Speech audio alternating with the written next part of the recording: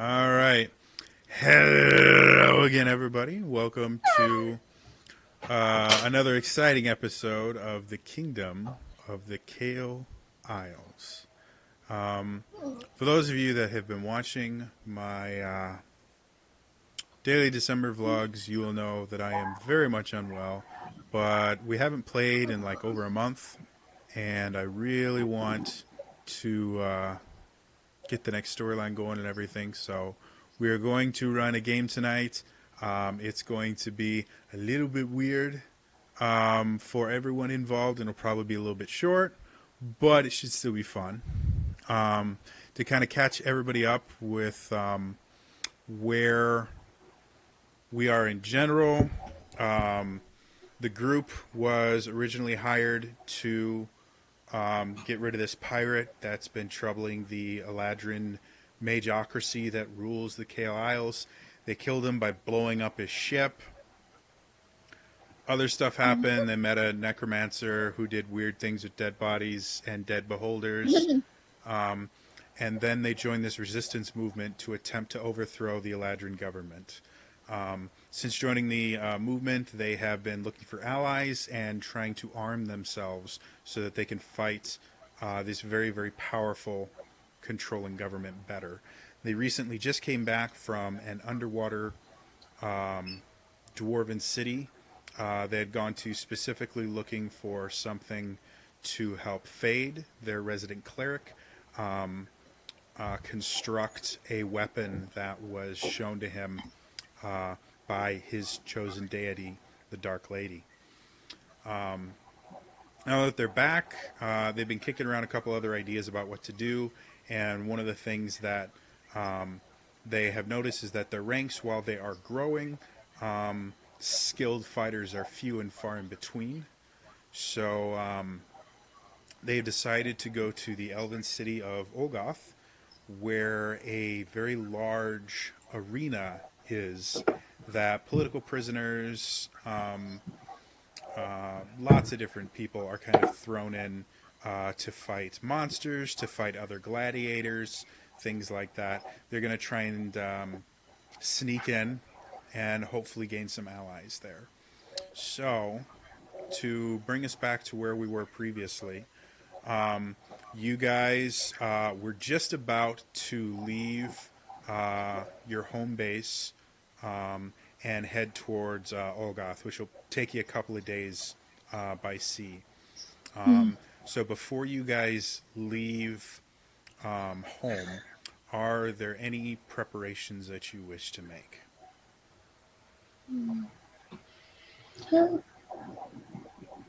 I'm gonna hand Kata that floating stone if she wants it.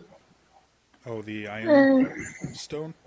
Yeah, Oh, it's got to detect magic and cure wounds in it if you want it. okay. Thank you. All right. Yeah, tuning. You can attune on the boat ride there. It only takes about an hour to attune. Uh-huh. Any other prep work before you guys head out? Have we lost anyone on the island? Has anyone died? Not really. The specific island that you guys are on, there's not a ton of wildlife or anything that people could die to. Like, it's mostly vegetation and rocks. It's one of the reasons this place was kind of chosen, because there's not a whole lot of chance of anything accidentally finding you guys. To get food and things like that, they actually send hunting parties to other local islands and things like that to get meat and things like that.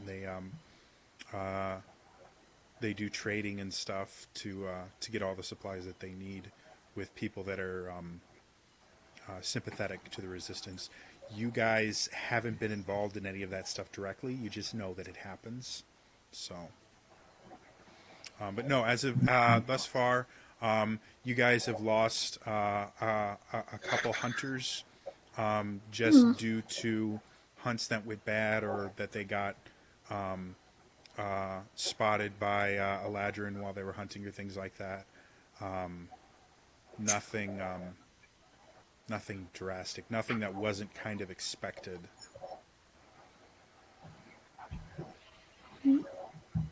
Okay. So the population of the little city that you guys are in, it started off as a few dozen people that were kind of inking out their existence, and once you added in the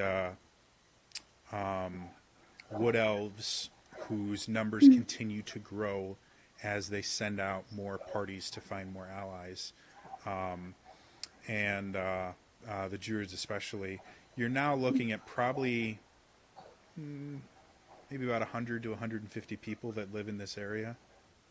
Not bad. So you're getting a little bit of an army. It's not massive yet, but it grows every time you guys come back. You notice new faces and new buildings too, because the druid tree shapers are constantly growing and helping to build more buildings and things like that. That, because they're grown from trees, are remarkably difficult for anyone to see from above. I would have made sure to walk around the island, showing everybody the hammer and asking them if they wanted to go make something at a forge. Thus far, you haven't found anyone that's really, like, you guys don't really have a smith. Most of the weapons and things like that you take off of Oh, Dead Eladrin. So. we have one, but he's Oh yeah. garbage. Old One Eye has taken that role simply because it was necessary. But everybody has the same opinion that you do, which is we need to find a real smith. Yeah. You have noticed that a few of the druids have specialized in, because metals are natural objects. They have a particular aversion to worked metal and things like that in general. But there are a few druids that have been helping to keep armor and equipment in as good a working order as they can. A lot of people have switched over to wearing leather and hide armor simply because the most talented people for that kind of don't like metal in general. So, and they have started making scale mail out of hardened leather, hardened bone, things like that. So it works about the same as scale mail, just not made out of metal. Yeah. Cool. Any other things you guys want to do before you head out? No. No. All right. So you meet with the captain. The captain gets the ship ready. The druids.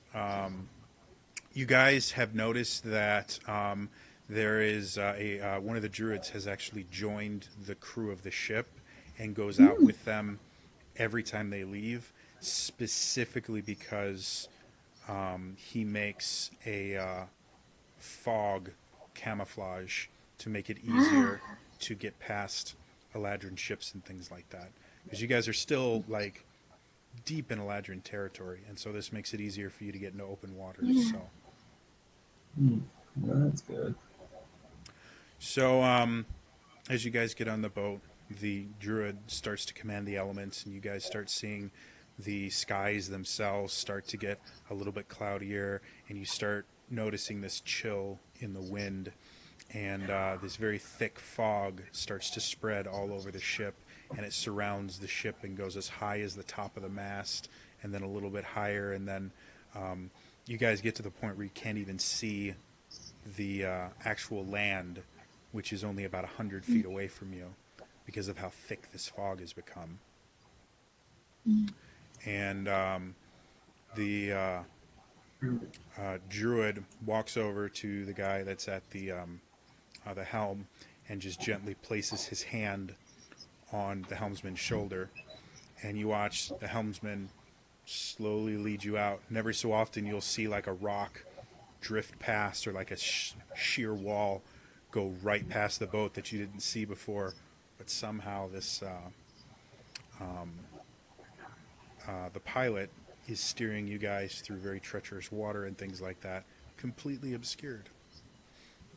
And can we keep our eye out for danger regardless? Yeah, go ahead.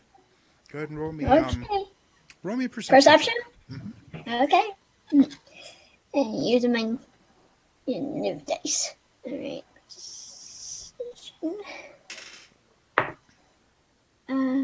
21. So you can't see anything. But living in the forest as long as you did, you've gotten used to having relatively low visibility just due to heavy foliage. So listening, after you guys get out of the maze of rocks and things like that that hide your base away, you do very, very faintly hear the sound of another ship. You guess probably at least 500 feet to 1,000 feet away from you guys, but close enough that had there not been cloud cover, you guys probably would have interacted with this ship. Beyond that, not a whole lot. You guys travel under cover of mist for about half a day's journey. And then after you're sufficiently far enough away from the base, the mist drops, the winds start to pick up and things like that, and you guys are in the open sea. I make sure I go stand next to the captain as much as I possibly can. He keeps asking if you're looking for something to do. No, I'm good. Just want to make sure I'm near you, just in case.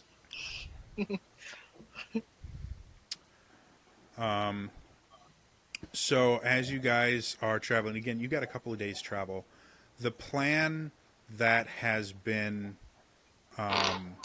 suggested thus far is that you guys are going to be brought through Olgoth in chains to be sold as gladiators as an attempt to get in. One of the members of the resistance has a contact in the arena that is promised to be able to get you in and to be able to get you out without anyone being the wiser. But in order to, because the arena is in the center of a relatively large Eladrin city,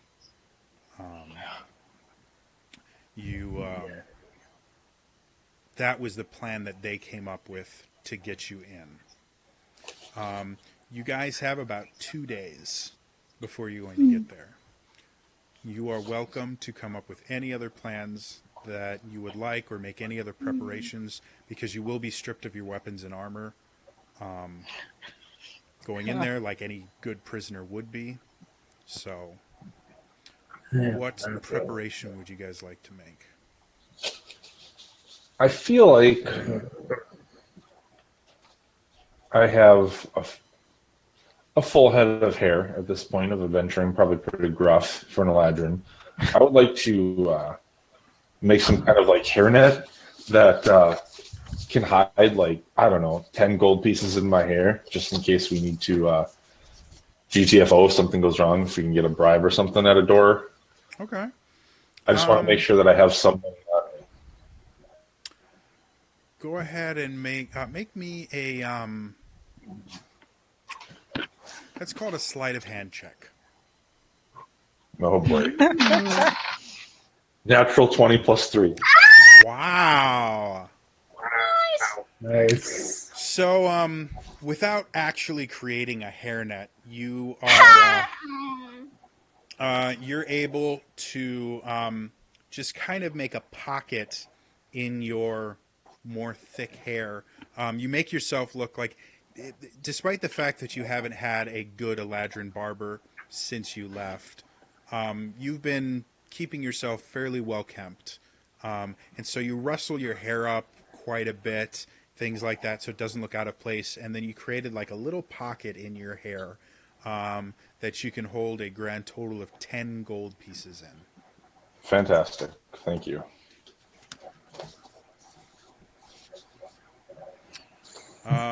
What preparations do the rest of you guys want to make?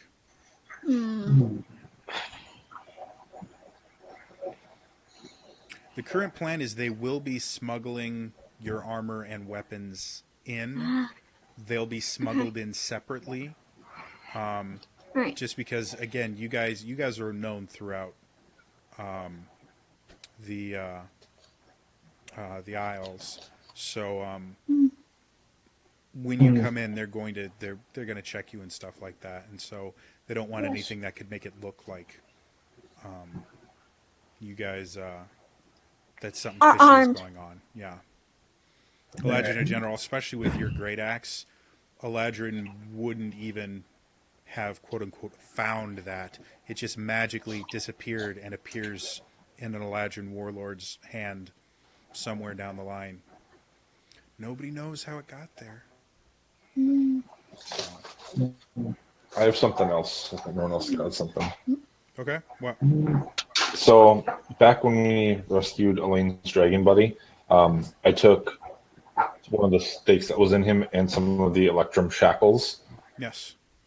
Can we maybe use? I don't know what you would have said. I just wrote down electrum shackles. Mm-hmm. Could we somehow make that look like the shackles that we're going to be in and dirty them up so we can give that as? I guess that's would have had to be done before we left. The shackles themselves were for an ancient gold dragon. They'd be far too large for you. An electrum is it's a soft metal, Okay. kind of like gold. So making like the reason it was used for that is because it conducts magic so well.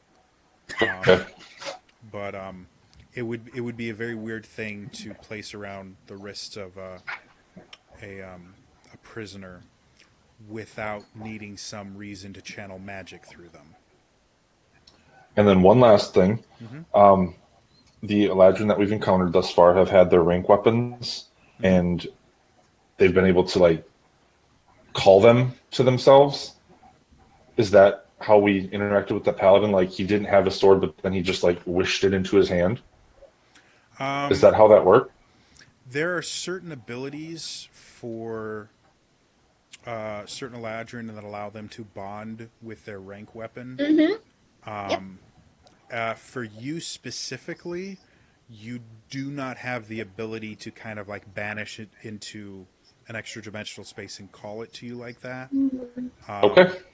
Part of the enchantment would give you the ability to kind of will it into your hand from a relatively close place by concentrating on it.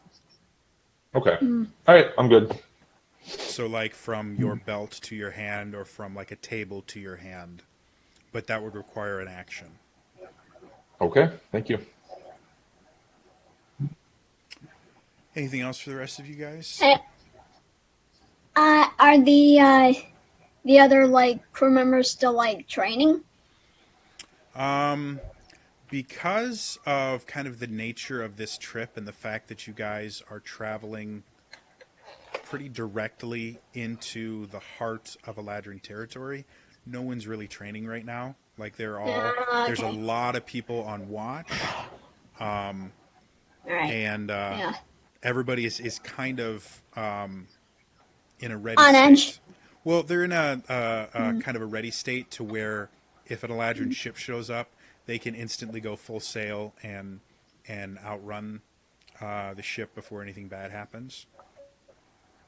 Okay, I'll try to and keep watch as well. Okay.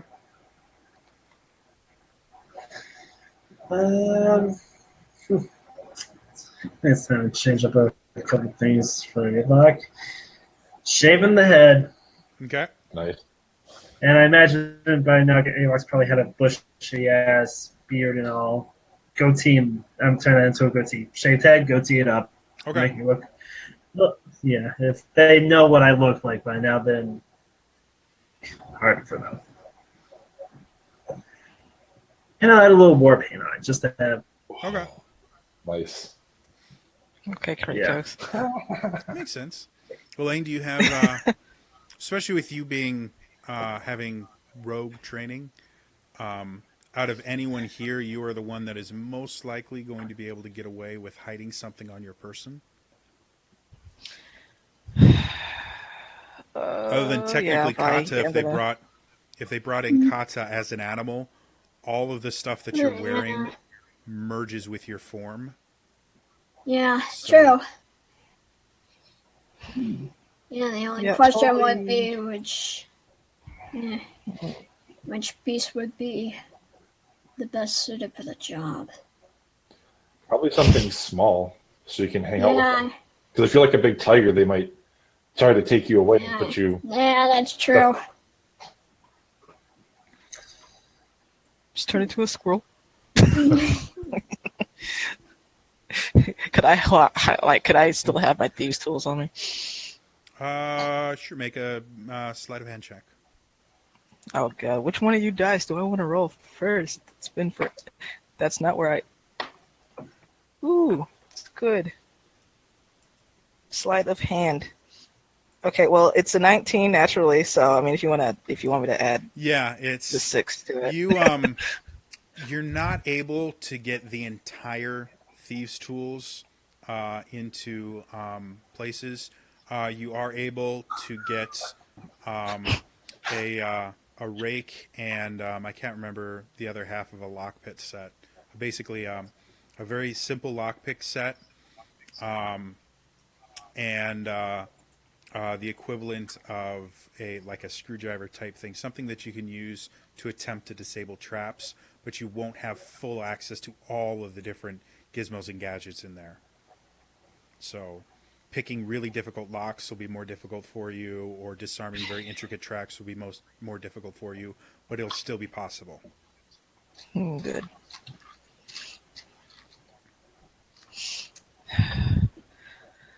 Oh, okay. All right. So, any other prep work before you guys get there? I want to pray. I need some guidance from my lady, from Okay. my girl. I'll just take a knee in the corner away from the captain, Okay. so nobody can hear me saying these words, and I'm going to ask for the best. Are we? Geez, I don't even know how to phrase this.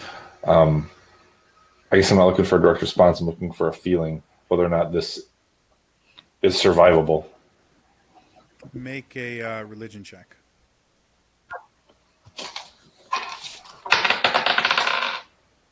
Religion is +5, so 14. Something feels different. Um, Oh, good. you don't. Um, since becoming a chosen, um, you being a cleric for as long as you have, you've had you know periods where you've channeled the divinity of your deity through your spells and have channeled it through healing and things like that. So you know what it's like to contact your deity. Since becoming chosen, you've had a much different relationship than other clerics that you're aware of, to where you can have like conversations and things like that. They don't generally tend to make a ton of sense at first. Um, this one, however, you feel kind of like you did when you were working in the lab back when you were in the Platinum City. You're not really feeling a conversation. You just feel like you're saying words to the air. Okay. You can still feel divine power pulsing underneath your skin from Okay. the holy symbol you've hidden there, but beyond that, like this is the first time you've prayed and gotten nothing. Okay. That sucks.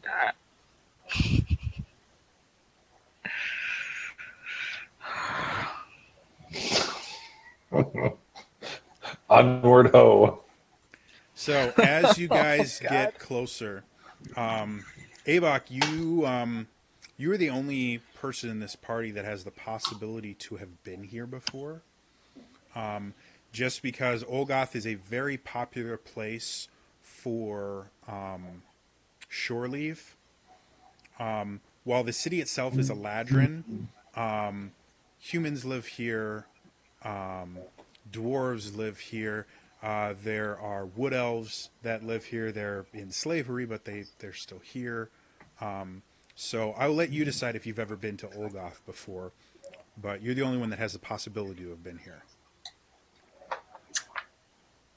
I'm gonna say I've never been to Old Okay. Golf. I've heard a lot about it, but given my past history in Hander, no, I was Okay. never given shore leave. So, you as you guys get closer, those of you guys that are, because you've been on ships long enough, you're getting a good idea of just kind of being able to track how far you've traveled and stuff like that. As you guys are probably about maybe half a day out from there, you see a very bizarre looking ship on the horizon. The rest of the crew seems completely unfazed by the ship. And you notice that they actually redirect course to head directly for it. And after about 20 minutes or so, the ships themselves have settled up next to each other and have exchanged gangplanks so that the you can kind of travel between the two different ships. The ship that you're on is elven made. It's very sleek. It's not incredibly large, and it has kind of a dragon motif to it. The ship that's just pulled up looks wicked. It doesn't look elven made. It's very, very rough. You can see the bones of very, very large creatures are kind of used as decoration around it. You can see a relatively large, possibly like a giant skeleton on the front of the ship. And the crew itself looks rough. And as they start to come aboard, you see the captain come over, have a quick conversation, and then bring a very, very large, dark-skinned man towards you guys. And he turns and he goes, "All right, this is the one that's going to be taking you and selling you into slavery. I've known Gorak for many a year. He's an honourable person, but he runs with a pretty rough crowd. I'd recommend stay below decks. There are very few people on the ship that know exactly what's going on, so don't talk to anyone. And Gorthak will tell you anything else you need to know. Good luck. We hope to see you within a week or two. It's going to take a wee bit of time for you to be able to get in and then for us to be able to get you out. So be careful. The arena is not a game. Most people find plans between. That was fun. I had a brother that went into the arena, fought a beastie I've never seen before, and was dead within moments. There is a very real chance that you will see time in the arena, and the gladiators themselves are not the friendliest in the world, but they have no love of the Eladrin. So you've got your work cut out for you. That's well, the way to communicate with these boys, you gotta show them strength. You've probably got it right there. Well, if you've got any questions, let's ask them now or remain silent. Can I take a rain check? You see the guy who, thus far, has just been standing there with this kind of very serious, almost angry look in his eye, kind of look towards you, kind of snarl for a second, go, "Are you not ready for this? This is not going to be something you can do halfway. If you are not prepared, you will die."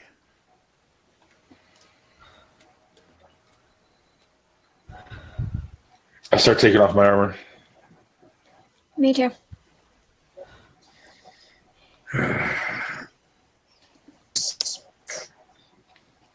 I put it. I make sure I tie it in like a nice little bundle that's easily carryable and compact, You see him so it'll be easy for him to hide somewhere. wave his hands, and 4 more men come forward, pick up your stuff, wrap it in. They put it in one big pile and wrap it very tightly in oilcloth, to the point where it's mostly water resistant. You could probably submerge it for a fair amount of time, and it would still come out dry. And then they I'm take looking it to make off. sure. What was that? I want to make sure. I want to look at everyone's stuff, so I'm very familiar with each object. Okay. Mm-hmm. You got a good Get idea them what at it any is. time. Avok, your axe, and Elaine, your dragon tail, are unique, and Avok's is magical. So they're not going to be hidden. They're going. It looks like they're going to be shown as a gift to the arena owner for treating you guys as poorly as physically possible. And that's the only way they could really think to get you your weapons in. The rest of you guys, you have more mundane weapons. Your rank weapon fade, because again it's magical, is going to be kept out of that thing, mostly because you wouldn't have been captured without it. So it's just going to kind of sell the story to everybody else that you were actually captured. Would it sell the story more if I actually had my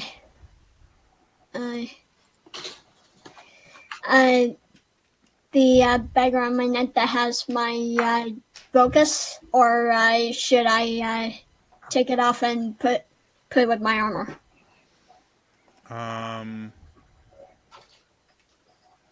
They don't know you. Like So- you weren't Yeah. technically hired. So Yeah, true. technically they can make up any story about you they want. No one's going to question it. I'll keep it. Okay. I'll keep it on since I do need it in case I need to get into a fight. Okay. So after all that's done, you see heavy iron chains, manacles, leg manacles, and collars brought out. And without missing a beat, they start attaching them to you guys. You see a couple other guys come over, and as they get close, Gorthak kind of nods to them, turns to you and goes, "This is going to be very unpleasant." And they come over with knuckle dusters and things like that and just start beating on you guys. They rip your clothes a little bit. They bloody your lips. You notice that, Avok, you're the first one to notice this because you've been in fights before. They're specifically aiming for places that bruise easily or skin breaks easily and shows damage very readily. But they're not particularly important places. Is that the best you can do, you pansies? They kind of look back, and he kind of waves them off. "Now, you look like you have been captured. Come with me. We will keep you below deck, and then we will take you in. So you guys cross over. The crew kind of gives you a final salute, and then the gangplanks are taken away, and your previous mode of transportation sails away. You guys start heading for Orthac. After about 3 hours-ish, you guys can see on the horizon the landmass that is Kael Isle. And you can see a large city with incredibly high walls. The city itself, the walls are made of this dark stone reinforced with black iron. You can see kind of a cloud of smoke and things like that rises from the numerous cooking fires and forges and things like that in the city. The whole city just has this kind of look of oppression to it. As you guys come to the docks that are outside of the city, you are taken from below deck and are taken down very roughly. As you get to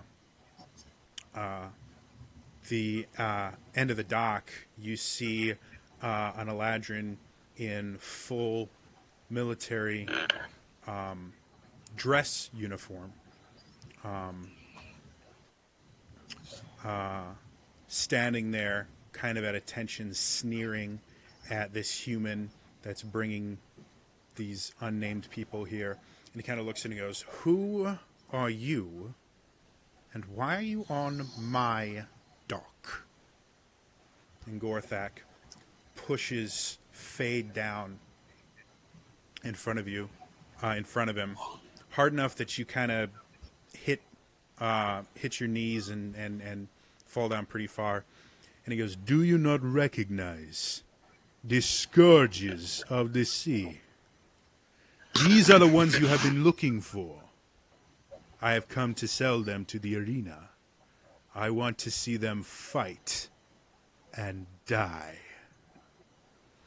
And he looks a little bit flustered for a moment, and he takes what looks kind of like a walking stick or something, places it under your chin, Fade, and slowly lifts your head so he can kind of look at your kind of swollen eye and split lip.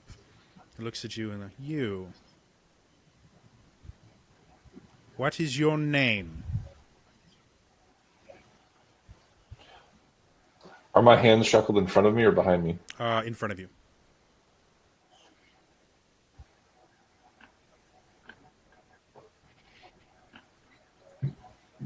He kind of froze on camera. Oh, let me do it again real quick.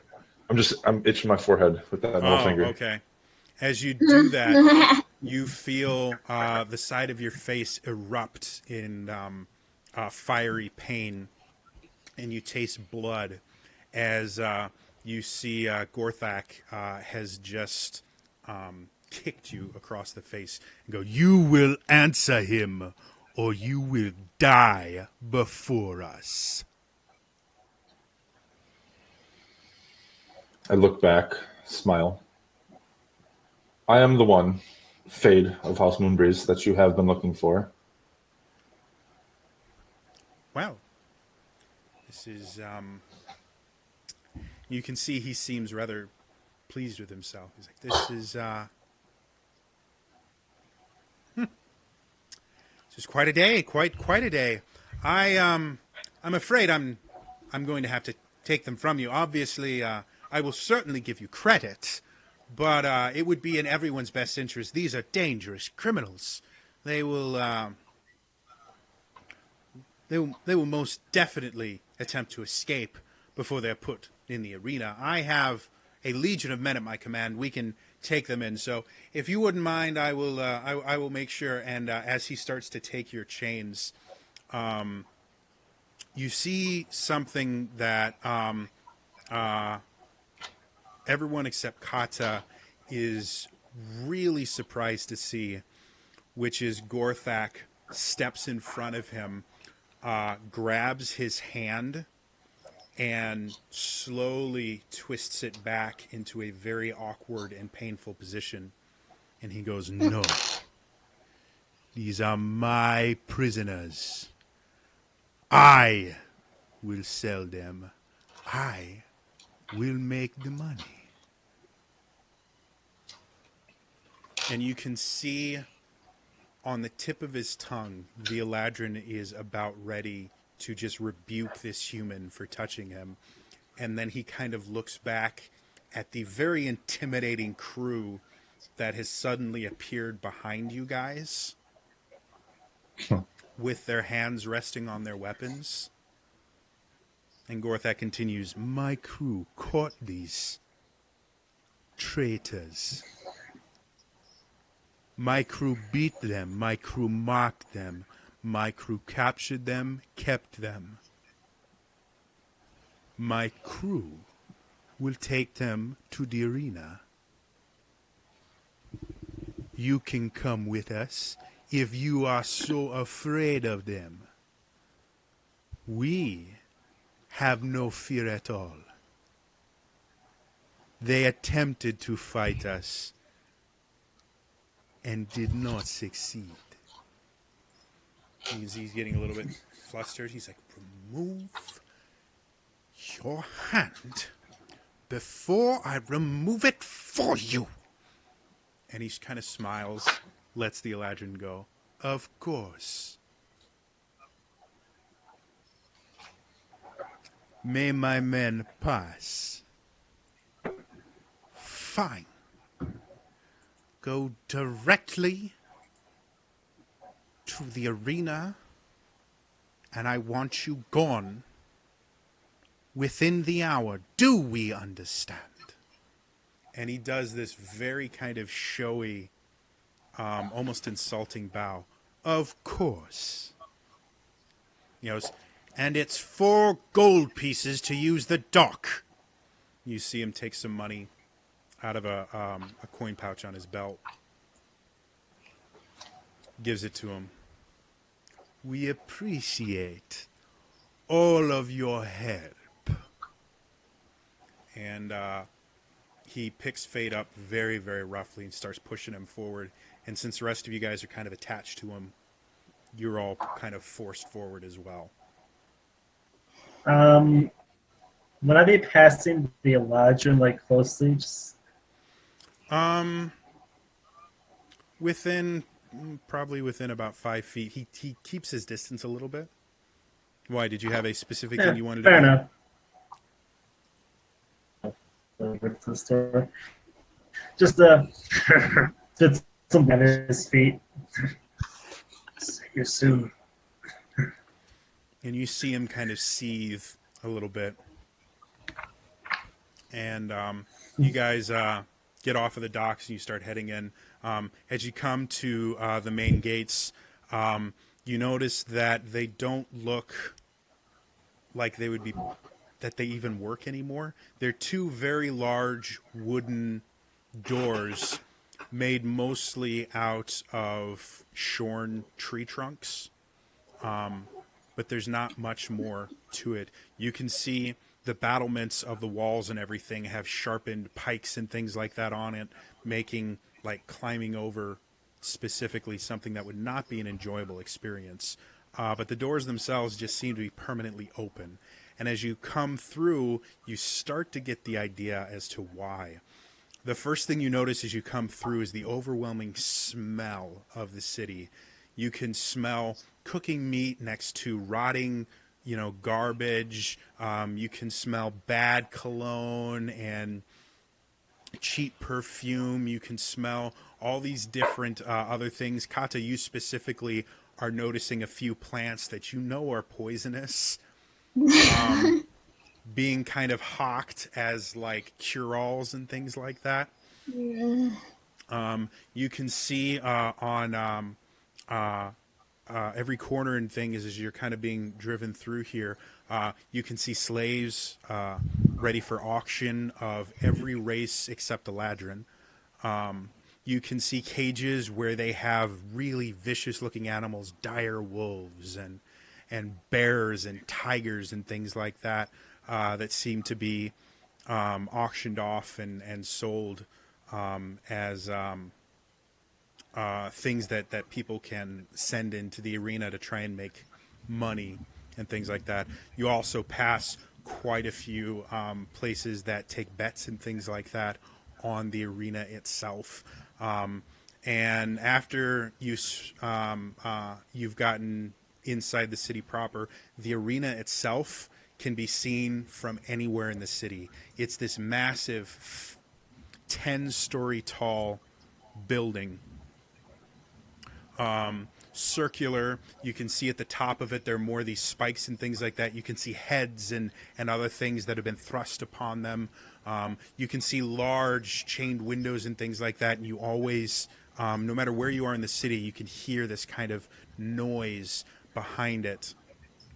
And the closer you get, the more you realize that the noise is the arena itself. There's applause happening and cheers happening and yelling and screaming, and you can hear cries of pain and people screaming out in victory and battle cries and anguish and just all this stuff kind of wrapped into one. And you can see the main entrance to the arena itself is this massive archway that has a giant dragon skull posted on top of it. And the archway itself opens up into what looks like seats and things like that. And as you guys get a little bit closer, you can see that the arena itself is dug into the ground an additional 50 feet or so. And as you guys get to the entrance, you are just kind of walking forward because you assume that's where you're going, and you're very quickly just jerked in another direction, and you start walking away from it, and you go around, traveling for about 10 minutes until you find this kind of side entrance, very kind of low-key. It doesn't look like out of notice or anything. It's a single wooden door, and as you come out to it, you can see there are two men standing there, humans, that are very, very large, and are obviously there on purpose. But other than that, don't really seem to stand out. And as you guys come closer, they both kind of come forward and like, "Hey, what you doing here?" And Gorthak goes, "I have gifts and slaves to sell." What kind of gifts you talking about? And they bring out your axe, Avok. As he looks at it, he's like, "Ugh, exactly what's that supposed to do?"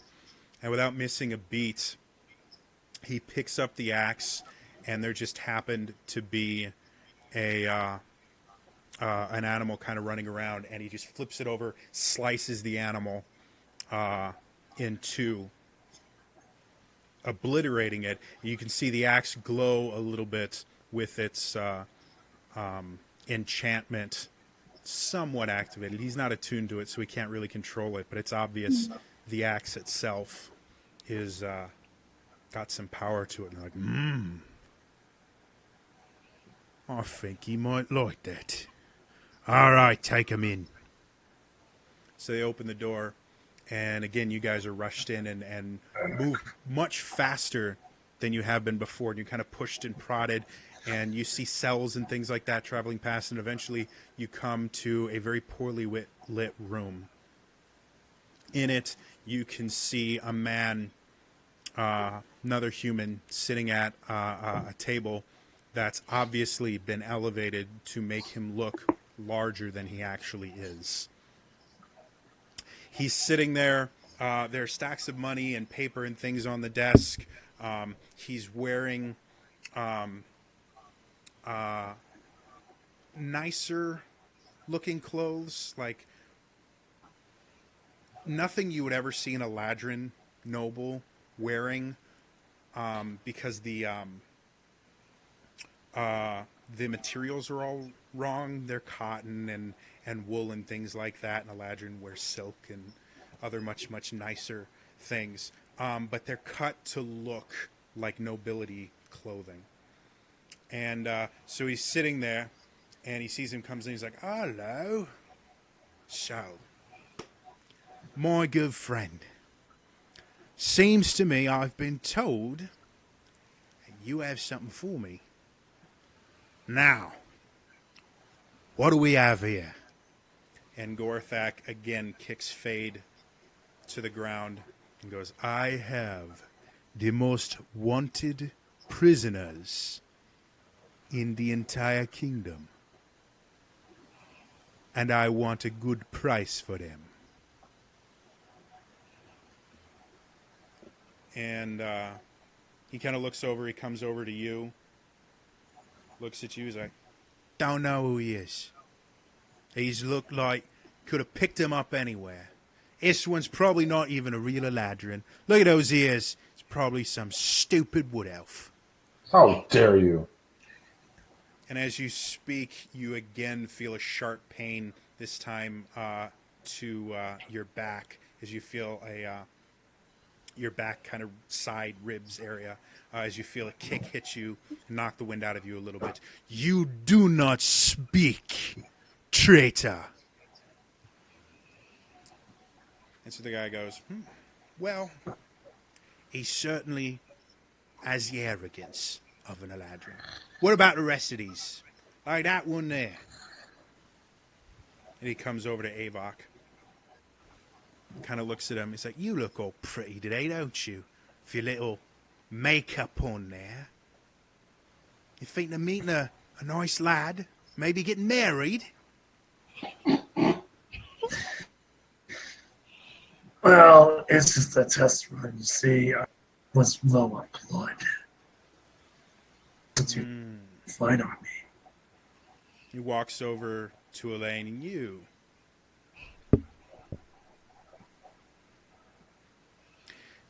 "You're a bloody half-breed, aren't you? Not even Not even gonna worth look at him. licking the mud off my boots." And then he looks at Kata and he's like, this one's not even old enough to breed. What are you wasting my time for? I'm important here. I control everything that happens in here. The greatest show in the kingdom, nay, on the planet, is right here. And you're trying to tell me that these four slobs, they somehow gonna give me a good show? Fuck yeah. I'll give you 20 gold pieces for the lot of them. And as he says that, we're worth more than 20. Gorthak turns, he's like, "These are worth much more than 20 gold pieces. These are the weapons they were using." And they bring out your axe, and they bring out the dragon tail, and then they bring out Fade's rank weapon. Normally, Still want my axe back. I would keep this for myself. But our last dealing left you upset. So I figured I would throw these in the pot with them and ask for 1,500 gold pieces. Really? Really? You think I'm going to pay 1,500 gold pieces for a load of shite and some ugly looking weapons? I mean, what's this? And he picks up the dragon tail. Exactly what you do with this. You hurt yourself with something like this. No. I say, I'm feeling a bit generous. Let's go 500 gold pieces. And Fade, you feel the collar around your neck tighten as he pulls you back up and starts leading you all away. He goes, "We are done here. Take them to the Platinum City. You can get paid 3 times as much. And as he's taking it, I was like, okay. 1,500, but I'll get to keep all the weapons myself. Right? Yeah. And Gorthak kind of smiles. I think we have a deal. Right, you lot. And he points to some guys. Get them out of them chains. Get them ready.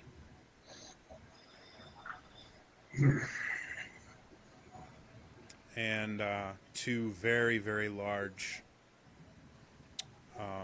dwarven men come over towards you. Very wide, not tall. Come over and start taking you guys away into another room. You see the money change hands right as a door slams shut. And again, you're poked and prodded and things like that. And eventually you're shoved into middle of a room, incredibly dark. There's a single light source coming from the wall furthest away from you. And you can see that the room itself is divided in half by a large set of bars. And as you guys are just kind of sitting there in kind of tattered clothes, beaten and bruised, you can hear outside a lot of commotion. You can hear the screaming from the crowd above you.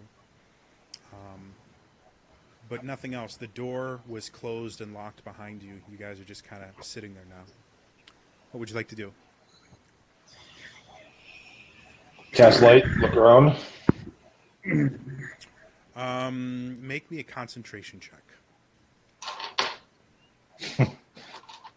That was a cocked 20, so we'll do 7. As you sit there and try and focus the power of your deity, the holy symbol glows underneath your skin in a still relatively sore wound, despite the fact that you healed it. And as it does that, you feel this burning sensation. And you try and cast the cantrip, and you just can't focus long enough to get the cantrip to work.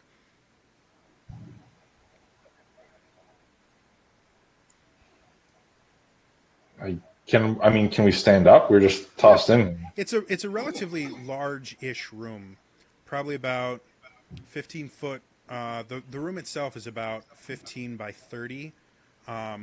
You guys are in the front half of the room, so you're in like a 15 by 15 foot room, and the only light is from a hole. You notice that the room itself is about 10, little over 10, like 15 feet high.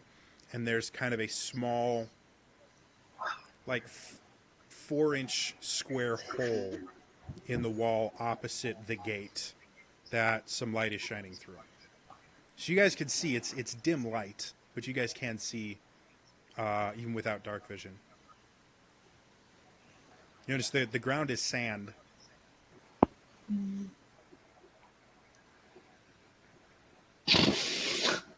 I'll do just feel the walls, walk around, try to feel the walls, see if I can find anything else. Make me a perception check.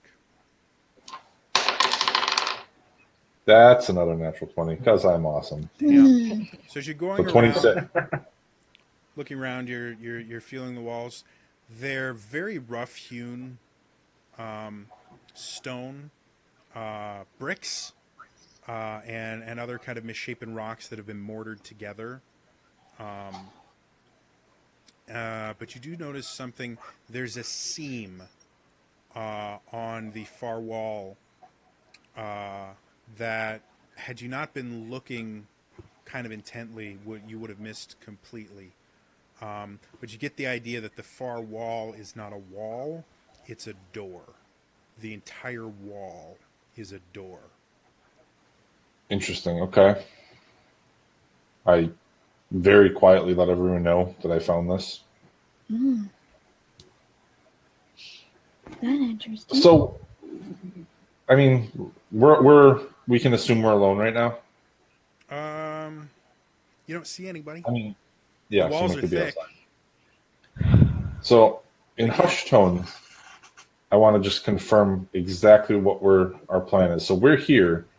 We're trying to recruit probably the gladiators to help us. So we're going to need to free them all and somehow get them away from this arena. Is that a clear understanding of our mission right now? Yeah. Yeah. Seems so. So breaking out right now is not the thing to do. So I'm going to leave this alone for now. We need to talk to. We're going to have to fight. I mean, there's no way around it. I was hoping for it. Yeah, probably more than one battle. Okay, so let's rest up and just be ready for when they come. So as you guys finish that conversation, you notice on the other side of this cage there's another door that opens, and you see the man that Gorthak just interacted with walk through and shut the door behind him. He's completely alone, but he's behind very thick iron bars, so there's no way you can get anywhere near him. He's like, so I think we're supposed to have some sort of a deal. Am I right? You're trying to do something tricky with the Eladrin in power. What are you talking about? I've been wrongly accused this whole time. This is ridiculous. Make a deception check. Oh boy. Well, that's an 8 on the die. Did he hear us? So, I'm not here to bust your balls or anything like that.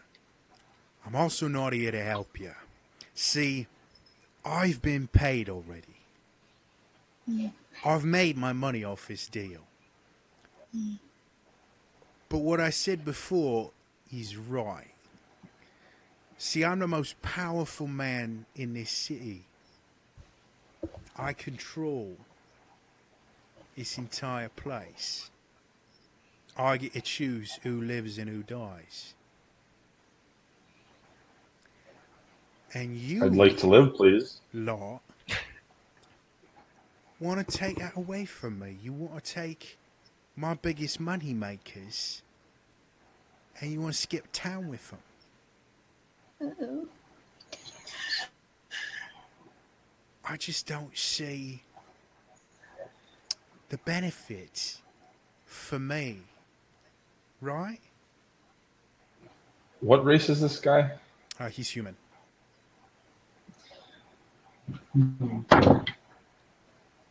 Aren't you tired of the Eladrin keeping you under their thumb?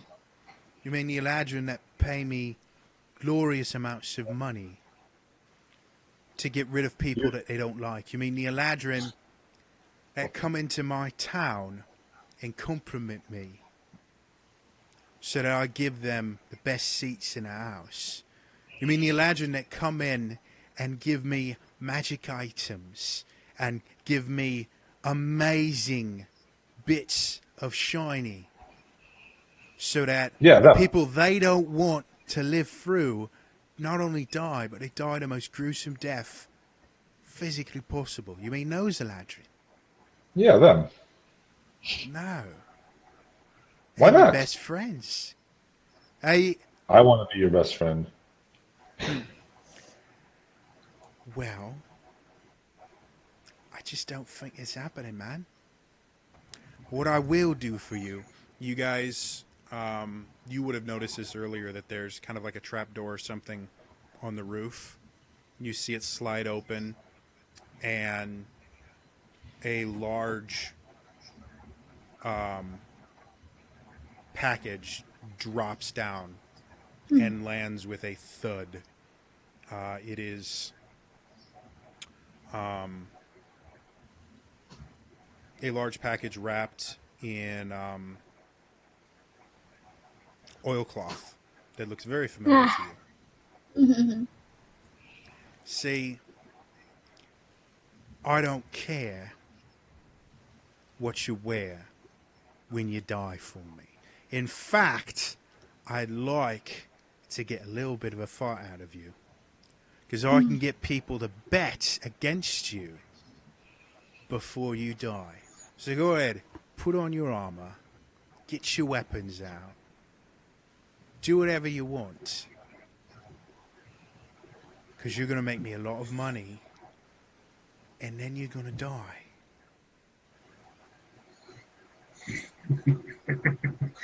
See, that's where you're wrong. You're not gonna die. Because you're a traitor to your own fucking race. Sticks and stones, love. I'm a Yeah, businessman. bitches and bitches. What does that mean, sticks and stones? Sticks and stones may break my bones. No, that's going to be him, actually. You lot are going to die. See, I'm a businessman. I'm important. I see opportunity. I take it. You lot are too stupid to look around and see what's in front of you. You're fighting a losing war. But just for that, I'm going to keep your little pig sticker. It's nice. I think it'll look good on me mantle. Axe. Have fun, everyone. Jody, What? is he referring to my axe? You get that idea. Oh, shh. My sword's better. I'm going to kill you with it. You all have fun. Yeah. And you better get Thanks, ready I'll- because you're about to be introduced to everyone. I get prepared. And you see him walk out the door. What would you guys like to do? Put on our armor. Yeah, get dressed real quick. Okay. Depending on the armor, Fade, it takes All you the right, longest. well. Because I think it takes like 15 minutes to put on heavy armor. Avok, I don't think you have armor. I'm working do you? with a light hammer and a few javelin people, so. Nope. I'm armorless. Okay. The rest of you guys, you can take a few Period. minutes. I don't need armor. Kind of looking around, anticipating. After you guys are all set, are there any other preparations you guys would like to make?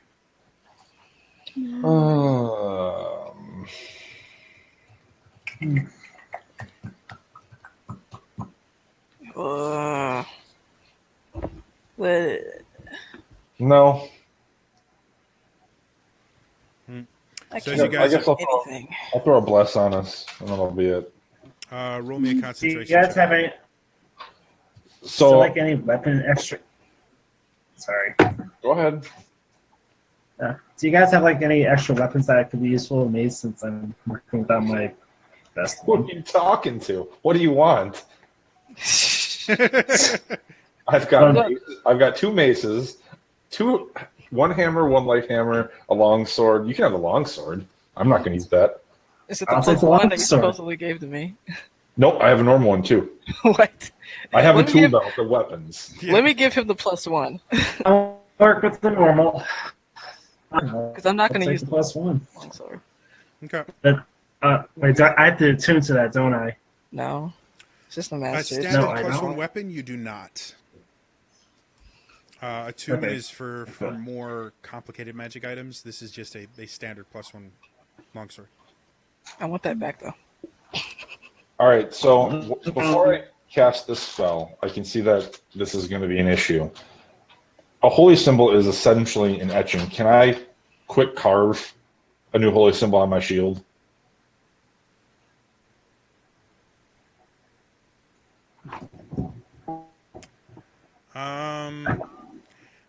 That's more of a paladin thing. For clerics, they don't generally use like an emblem. They actually have a blessed symbol because they're much more magic focused. And as long as it's under your skin, it's a very weird way to access it. You get the idea that if you were to remove it from under your skin, you'd probably have a much easier time doing it. Hey, Ava, you want to Or rip if this you out, just please? keep doing it over and over again, you'll eventually get used to it. It's just the first and second time you try casting a spell with an item that is located inside of your body that's normally outside of your body, that's channeling divine death energy, it's weird. Okay, well, if it seems like it's hurting less, Okay. then I'm going to just continuously cast cantrips of mending and light on my arm and holy symbol until we get to the arena. Okay. So as you're sitting there and you're trying to focus, go ahead and roll me 2 other concentration checks. A 5 and a 16. Oh my Okay. god. So you guys see him sitting there and kind of, you can see him Ow. starting to sweat a Ow. little bit. You can see him shaking a little bit. And finally, you see his hand erupt in light. And as soon as that happens, you guys feel the ground beneath you kind of shake a little bit. And the wall opposite the bars starts to rise like like an old school garage door where it just kind of pivots outward. And you guys are for a moment, you're kind of blinded by just the rapid change in lighting from his light spell going off and then all of the light from there. And as the wall rises, you are almost deafened by the sound of just a massive crowd screaming at the top of their lungs. As you guys are sitting there, you feel jabs and things like that in your back, and you can see some men have come with sticks that are just kind of poking and prodding you, trying to get you out of the room. Boys, it's not even necessary. Yeah, we're down. You want to come with? Yeah. So as you guys step out onto the field, Avok, the first thing that you notice from just your battlefield training is there are weapons scattered around this massive arena. The arena itself, you can see the walls where you're at are about 50 feet high. The arena itself is probably about 200 feet in diameter, a relatively perfect circle, and just absolutely massive. From where you're standing right now, the only opening you can see into the arena is the one that you just walked through. But you get the idea that once it closes, the seams are created specifically so that you can't really see them. So there could be countless doors and entrances into this lower area. Sounds like fun. So, but yeah, there are weapons littered around. They don't look of the highest quality, but they definitely look usable. Anything you guys want to do? I step out into the light and just put my hand in my ear. And the crowd immediately starts going, boo, boo. You start hearing the word traitor yelled. You start seeing rotten vegetables thrown in your general direction. And then you hear this incredibly loud voice. Fade, you recognize the thaumaturgy spell immediately. Either thaumaturgy or some sort of magic amplification of a voice. And you hear it goes, so, ladies and gentlemen, we have the rebel traders captured by a pirate crew. They're here to die for your amusement. And the crowd goes wild. Things, you start seeing. Throughout today. He goes, but to make this a little more interesting, we can't just feed them to dire wolves. No. We need something exotic. So, for your viewing pleasure, we have found 4 of the most terrifying, dangerous, alien creatures ever to walk this planet. I give you the Thunder Lizards. And as that happens, you guys see on the far end the entire wall splits down the middle and starts to open up. And coming out from the other side, you see these massive, massive creatures. The ones in the front are these four-legged creatures with massively long necks, with relatively small heads. And as they come through, you can see they have these incredibly long tails. They stand probably close to 30 to 40 feet high Oh, and are just absolutely dwarfing you in every way possible. And then behind them, you see these shorter, very large creatures with these large spines going in 2 rows across their back. Again, four-legged creatures, a little bit longer than they are tall, and their tails are tipped with these wicked-looking spikes. And as they come in, the crowd goes absolutely wild. And I would like everybody to roll for initiative. okay. Sweet. Great. Ah, Wow. nice. It's not bad. Yep. And I So- love Volo's Guide. No. Math. That's why I don't know them. I still don't have Volos. Yepers. And these are going to be interesting. Okay, I'm walking blind this time. I like this. All right, let me roll real quick so I can do math that I normally can't do. These guys rock.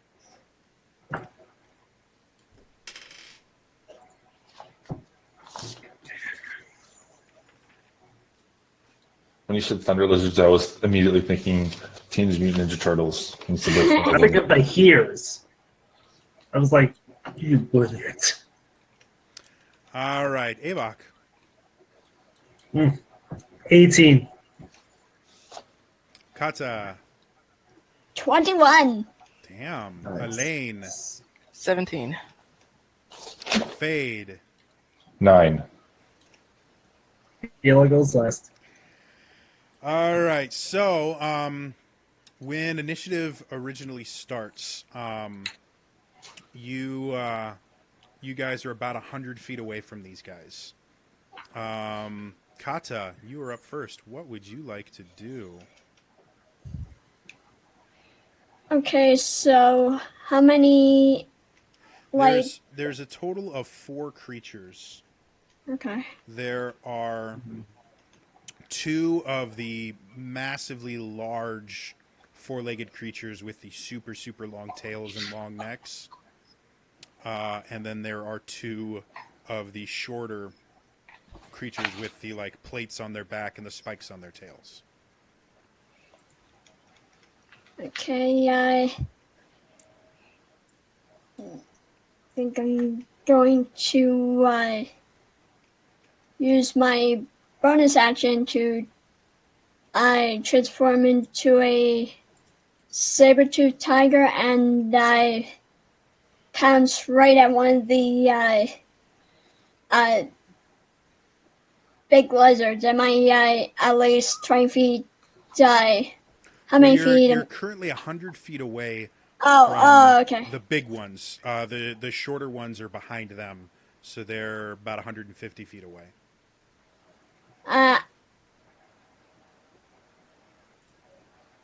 Okay.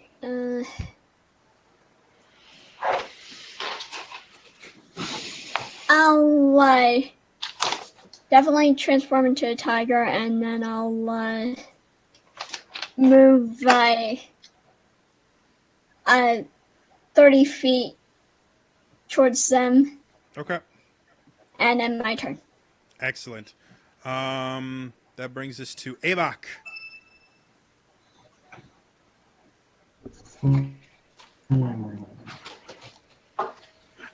All right. All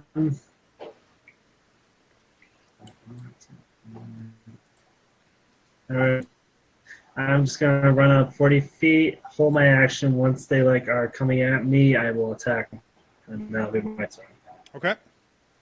Elaine, you are up next. Oh boy. You were able to get your dragon tail, Oh. Oh. Okay. so you do have access to that. Oh, that's fun. When that goes for them there. So how many was it? 4? I don't remember. 4 creatures total. 2 super big ones, 2 slightly smaller ones. The super big ones are gargantuan in Huge. size, Jesus Christ. Hey! and This- the smaller ones are huge in size. That does sound like fun. Oh wait, that means I can't dragon whip any of them. Mm-hmm. Well, shoot. You can still trip Well, them, for you short just bow. can't move them. I can't move them. Yeah. You get the idea that these guys are probably measured in tons as far as weight is concerned. I could totally. Yeah. Jeez, this has been so long. I don't know how to rogue anymore. Or Dragon Knight, apparently. Yeah, no, I don't know what that is either. It's been so long. Well, you're 100 feet away right now, so.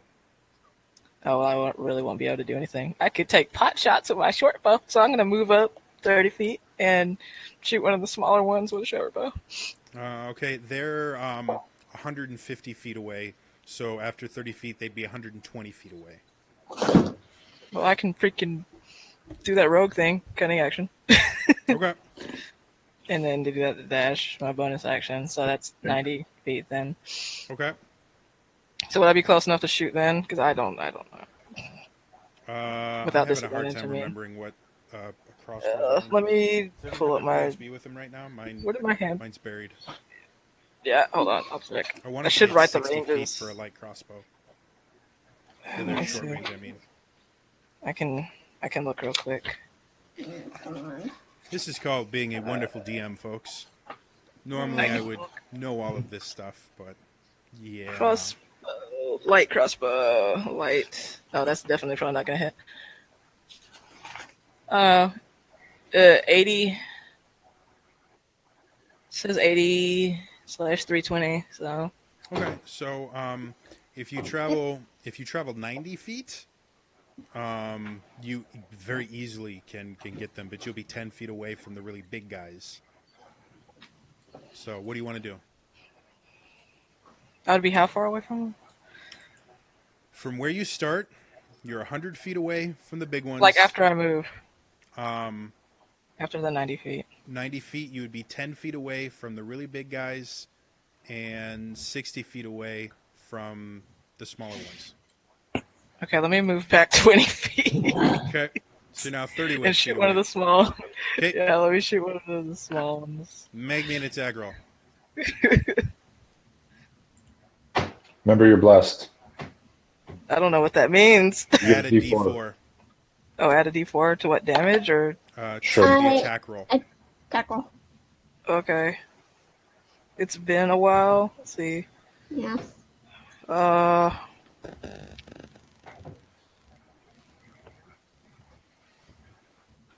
You said add +4 because of bless? A D4, A yeah. D4. A D4. Okay.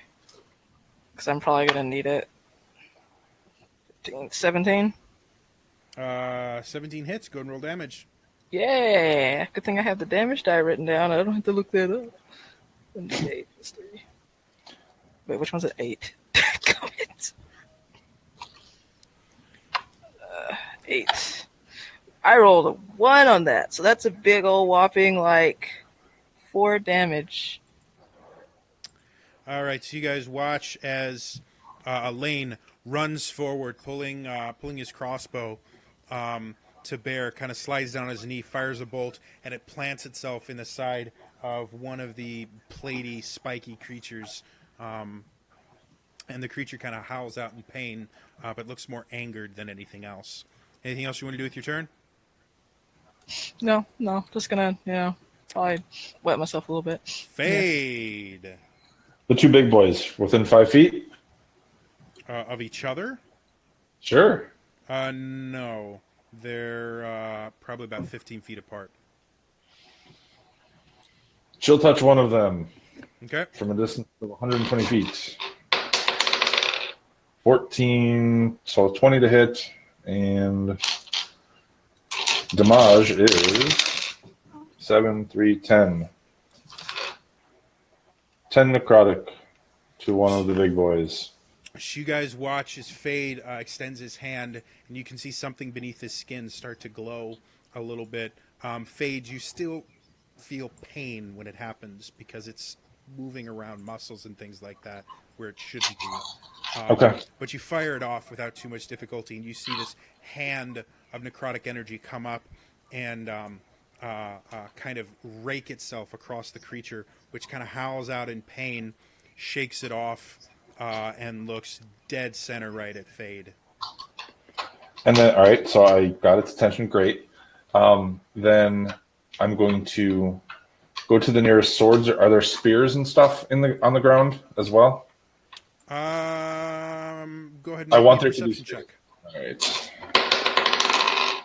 14. Looking around, you can see the closest spear to you is about 30 feet away. Okay, I'll grab whatever is close to me and try to jam it in the ground to like start a wall of spikes. Where you are right now, there's nothing. You see a weapons rack about 30 feet away Okay. from you. So, Okay, I'm good. all right. Avok and Kata, remember you're blessed. D4. Okay. The I'm large done. creatures start moving towards you.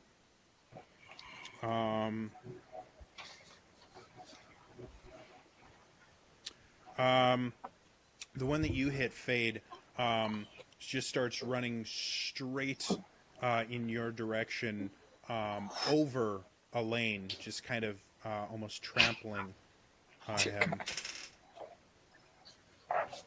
It's 13 plus, what's their attack bonus? 0. Does a 21 hit? Me, yeah. A lane. Oh, yeah, I'm pretty sure. Yeah, that hits. All right, you take 27 bludgeoning damage, and I need a strength saving throw, please. He said 20 what? 27? 27 bludgeoning damage. He stepped on you. Why did I do this? I made a terrible mistake. And the strength saving 18. All right. As you get hit by it, you get the wind knocked out of you, and you kind of get knocked over, but you very quickly pick yourself back up. And the creature just is running right over you. That's just me getting trampled. The second one moves forward, and seeing a creature that looks somewhat familiar to it, it starts turning around as it approaches Kata, and it looks kind of weird until you realize that its massive 50-foot-long tail starts swinging around, coming towards you. That might miss. Is it the same? Yeah. 18? Yeah, that hits. 32 bludgeoning damage as it smacks into your side. You feel ribs crack a little bit, and the wind is knocked out of you completely. The two other things are way too far away to do a damn thing to you guys, I think. Yeah. You see the two creatures, one with a crossbow bolt sticking out of it, start making a run for a lane in that general direction. And they get up to you, Elaine, but that's all they can do because it takes all their movement to do that. Thank God. Kata, you are up and in pain. How much damage did I take again? Hold please. Too much. You took 32 bludgeoning damage. Okay, yeah, so. Regretting all my life choices right now. Meow. And you have a Okay. very large lizard-like creature in front of you. Oh God, yes I do. It's right in front of me. Okay. It's actually about 20 feet away. The tail has a really long reach. Okay, I'm going to pounce it, which means I make a claw attack first, and if it fails its saving throw, it's not prone. Oh, that's not good. I hit. It's theoretically possible. It's a really, really, really big thing. With Add a no D4. armor. Oh, What do you got? Uh,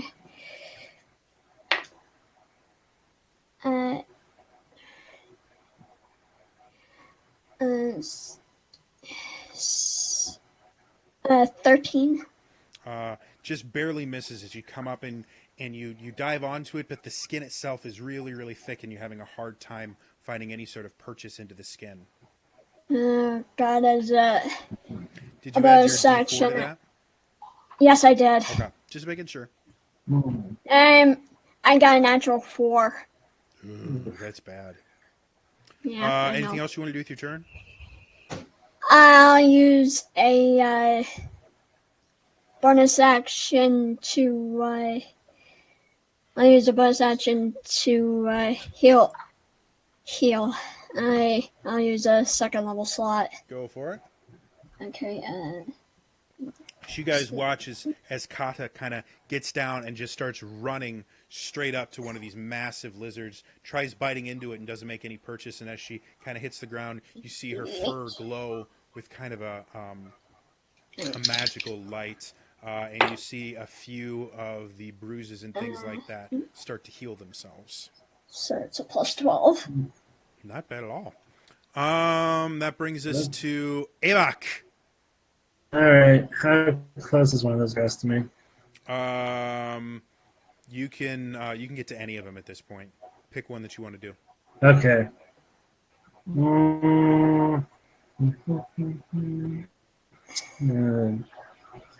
Take on the one that messing with Kata. Okay. All right. To it. Yeah, I'm gonna take these off because I'm fucking poison. All right. All right. So you guys watch And as I'm gonna make. Avok's eyes go red with rage and his muscles start to ripple. He grabs the long sword in his hand and starts rushing towards the Versatile. large So lizard. this is a D10 damage. Go for it. All right. So 2 swings since I was bonus session. All right. Now there are, if you wanted to, you do see a great axe on one of the weapons racks that you could run past as you go, if you would prefer great axe or a great sword. They've got stuff there. It's non-magical, but it looks functional.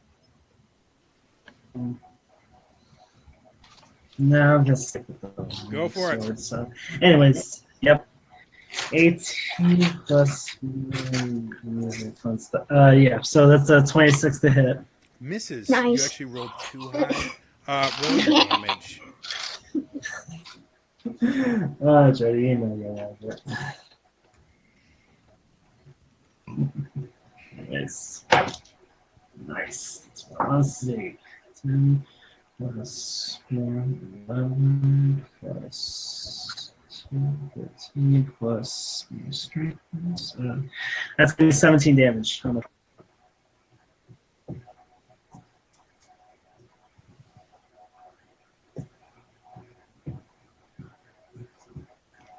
All right. All right.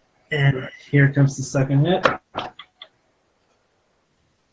Okay, this is 17 to hit. Hits. Roll damage. Again, it's Okay. really, really Awesome. big. Uh, The only thing stopping things from hurting it is his very thick skin.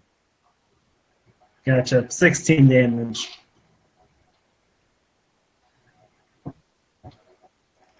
All right, so you guys watch as Avok runs forward and takes 2 massive swings with this longsword, cutting relatively deep. The creature kind of rolls back in pain a little bit and seems, as of yet, not really affected by a ton of it yet. it's still, you can see it's, now that they're closer, you can see they're kind of foaming at the mouth. Um, who's up next? It's going to be Elaine. Kata, you being a little closer to animals than the rest of them, you can tell that these creatures have been abused and kind of forced into a rage-like state, which is why they're attacking you guys. But they're obviously in pain. Next up is Elaine. What would you like to do? You've got some lizards with plates on their backs and spikes on their tails looking at you. They need to look the other way. How far is the one that Kata is fighting for me? Let's see, Kata. Let's say within about like 20, 30 feet. Is there one engaged with me right now? Yeah, both the lizards with the plates on their backs are in melee distance. They just they had to double move to get there. So Yeah, I'm gonna disengage from that. okay, And yeah, I'm just gonna kind of make my way over to the one Kata's fighting. okay. You have no And problem I'm gonna doing that. stab it. I'm gonna stab it with my dagger. Now you do have the dragon tail if you want to use that. I don't. Do I get sneak attack with that though? Yeah, it's a finesse weapon. I forgot how to do everything. Yeah, sure, we'll use that. It's two-handed. It's does a I think it's a D10 damage die. Let me go open up. I didn't even open up the Dragon Knight stuff. I rolled a 19 plus whatever. It hits. I just gotta Definitely. figure out what the damage is now. It'll use your dex score. I know that. Yeah. It's either a D8 or a D10. Yeah, I'm pulling it up now. Dragon Knight. There we go. Warlord calling. Oh.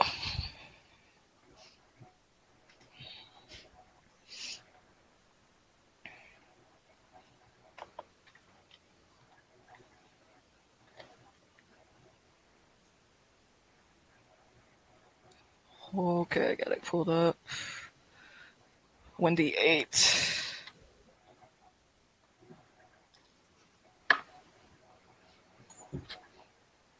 Now both Avok Oh, and plus- Kata are right next to it, so you do get sneak attack on this. Sneak attack. Ooh. Oh god, this is. Why did I decide to play a rogue? This is torture. Math is hard. Stay in school, kids. 14.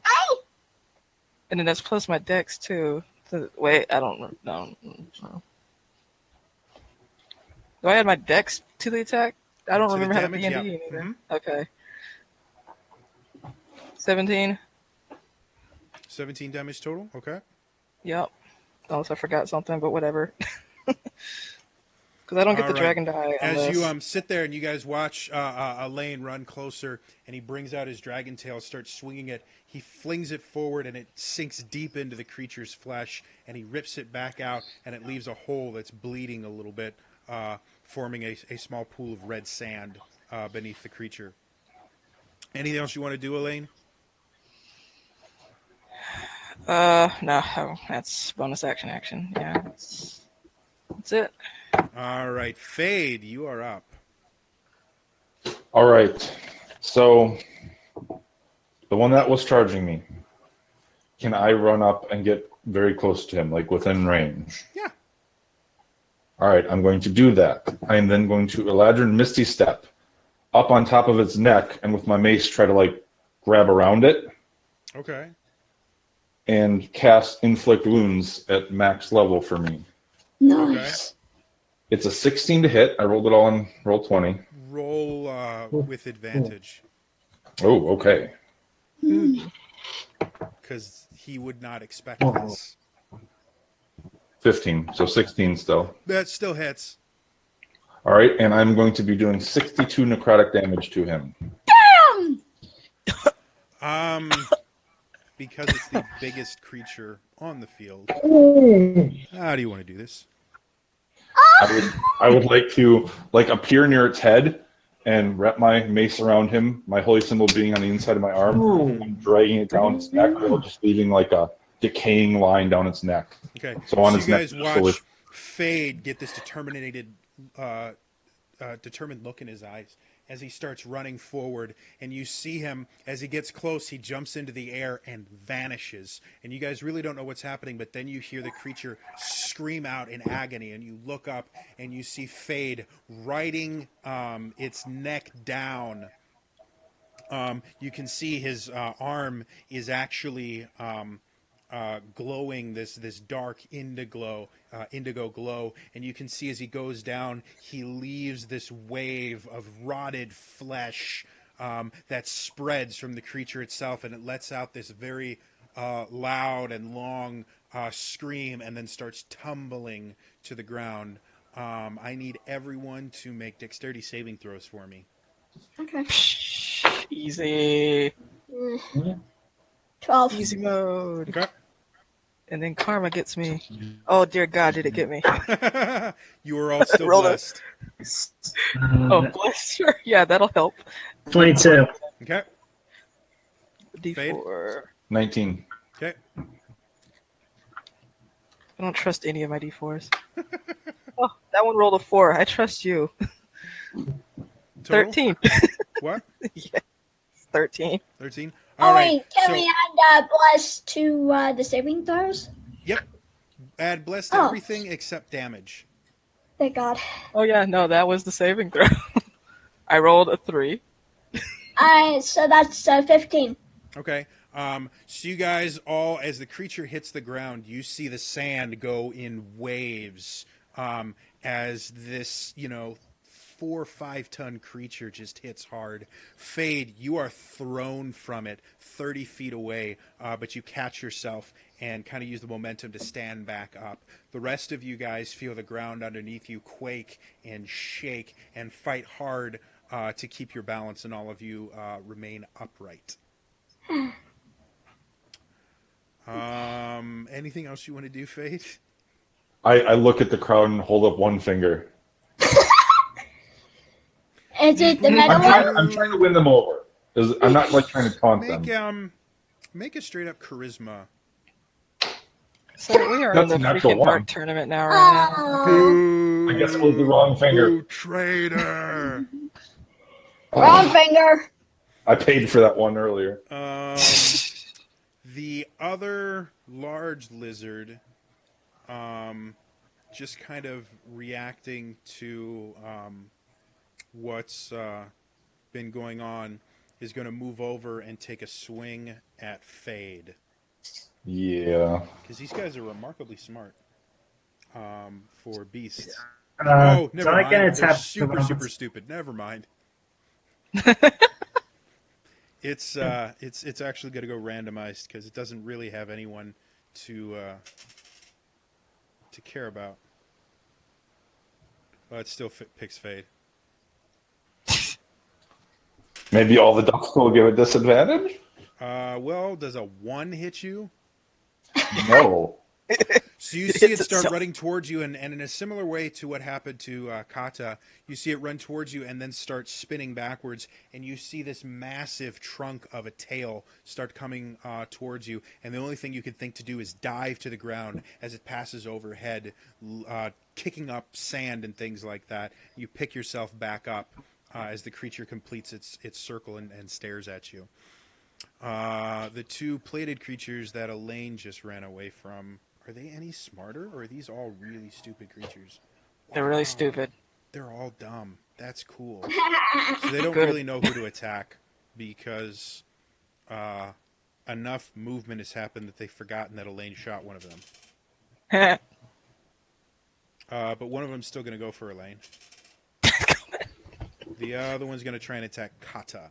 So, Elaine, Okay. you see the creature come around and swing its spiked tail at you.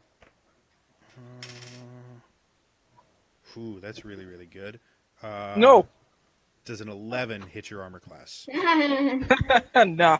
So you see the spikes coming at you, and you leap into the air, and it sails harmlessly underneath you. They do the same thing to Kata as it runs over, spins, and tries to attack you with its spiked tail. That's a nat 20. That's not good. Oh God. Um, Oh, you're in cat form. You'll be fine. Yeah, I know. you take 47 piercing damage How much as is it that covered? slams into you and hits hard, bleeding rather profusely now. I know. Are you still in cat form? Or I'm no, I'm just trying to calculate how much would be left over. okay. Because this calculator ain't working. Yeah.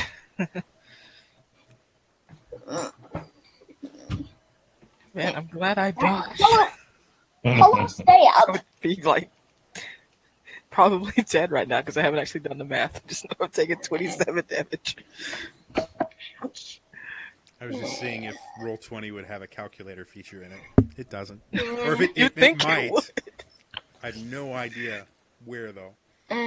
So while she's dealing with that, Kata, it is going to be your turn. So as long as you're still conscious, what would you like to do? Yeah, and oh God. How much damage did I take? There's a total of 47. Okay, minus 7 equals 15. So,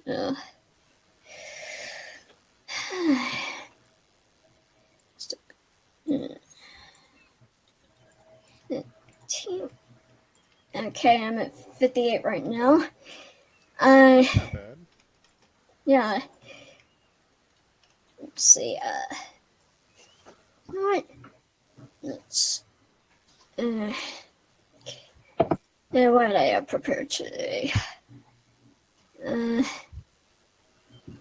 see.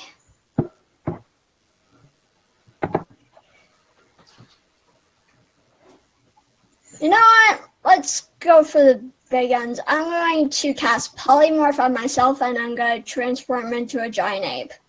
So you guys watch as Kata, the Stegosaurus comes over and hits her hard, and as the body of the saber-toothed tiger goes flying, you see it slowly shrink into the form of Kata, who's holding her side as wounds appear. She gets up, and you see her focus her magical power, and then you start seeing her start growing bigger and bigger, and you see hair start growing out of her arms and on her back, and in mere moments you see this giant ape in front of you. She's a Saiyan. Yeah, I'm an Azara right now. That's an action, right? Yeah, that's my action. So Okay. I'm gonna do my turn there. All right, so that brings us to Avok.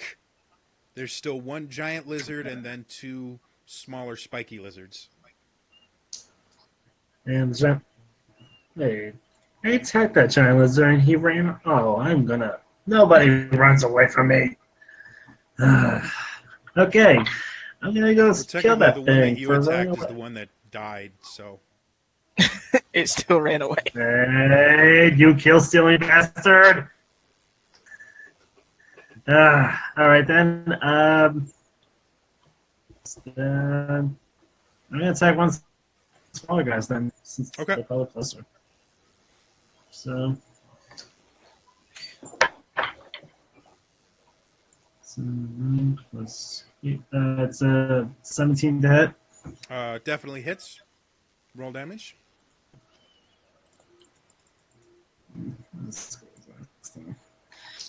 Yeah, gotta do math myself. Ugh. Jeez.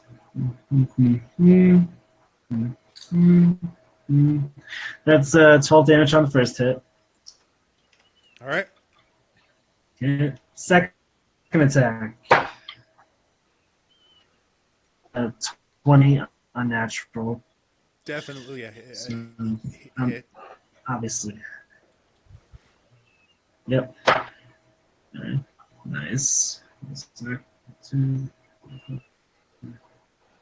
15 damage on the second hit. All right, so you guys Alright. watch as. And here comes the third hit. Oh, you're frenzy. Okay, cool. Mhm. Go. Third Go, attack. go for it. Natural 20. Really? Awesome. Natural 20, Jody. Go for it. Roll nice. damage.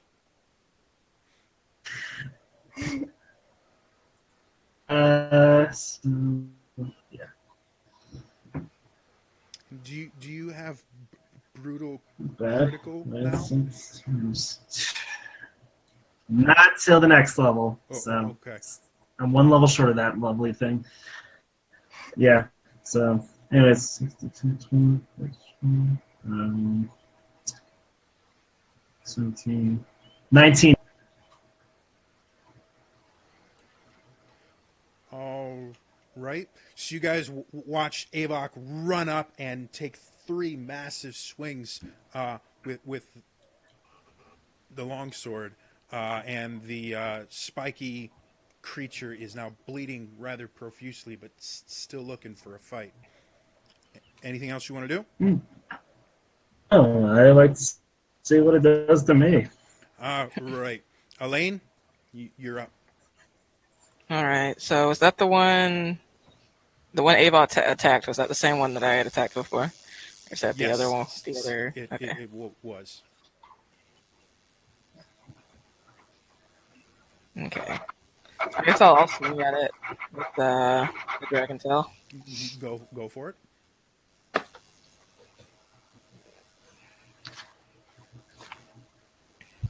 18 plus whatever, because I don't have it written down. It hits. Okay.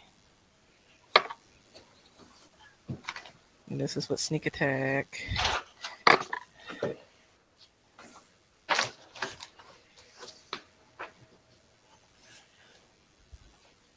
$18 points of damage. All right, so you sit there and throw the dragon tail at it, rip it out, and again more blood pools at the bottom of the creature, but it's still standing. Anything else you want to do? I wouldn't be able to do a second attack because it's two-handed, right? No, if you have the extra attack feat, No, I don't. but you So, can't dual wield with it. yeah. Okay, that's fine. That's it. All right, Fade. I'm gonna go grab the tail of the next big one and try to blind it. So that's a con save.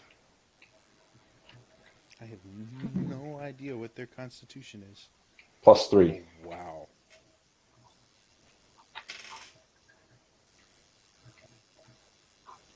What's your spell save DC? 15. It saves. All right. Then I get ready to get knocked the fuck out. So you guys watch as Fade runs up, and again his arm glows, and he grabs onto this creature, and you see this necrotic energy kind of flow through it and then stop. And Fade is just kind of sitting there holding on to this massive tail. Oh god. Anything else you want to do? Let go of the tail? Okay. As you do that, it swings around. 23 to hit. Yes. That is 27, or I'm Ugh. sorry, 32 bludgeoning damage. Okay. Okay. The creature that Avok just almost killed swings its tail around at him. I'm going to guess that's going to miss. 16? Does it hit? You were choppy there. Okay, you take 26 piercing damage. The other one just misses. here. I'll type it into chat. Okay. It's 26 piercing damage. Whenever he comes back, we can tell him about that. The other one is going to try and take a swing at Elaine. All right. 12. No. So again, Elaine, you see this tail of spikes coming at you, and you do a butterfly twist over it. Avok, did you get the damage? Now, you said 16 a hit, right? Yes, 16 Yeah. to hit. Okay, that misses. That misses. Okay, then you didn't take any damage. Okay. Kanta, sorry. you and your ape form are up. Okay, where's the nearest creature to me? They're all pretty close. Like you can get to any of them, especially since I think the giant ape has like 40 feet of movement speed, right? Okay, I'll help out. I'll help out Fade, Okay, and I have multi attacks, so I can make go 2 go attacks. for it. Okay. Okay. 20 total. Definitely a hit. Roll damage. Okay. It's, where's me? 3. Alright. 3.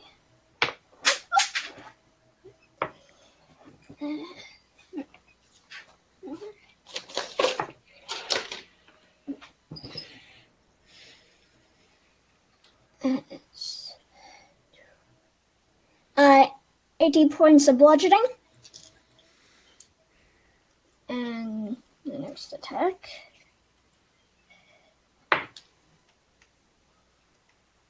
is probably not gonna hit. That's an 11. That one misses. So you guys watch what attacks did you do? Like punching or biting? Uh, Or 2 fists. two fists. Okay, so you guys watch as this giant ape just starts barreling towards this giant lizard. It comes up and punches it once, and you hear the lizard cry out in pain, and it goes for another hit, but doesn't quite get the right angle, and nothing happens on the second one. Anything else you want to do with your turn? Nope, I'm gonna stay where I am. All right. Avok.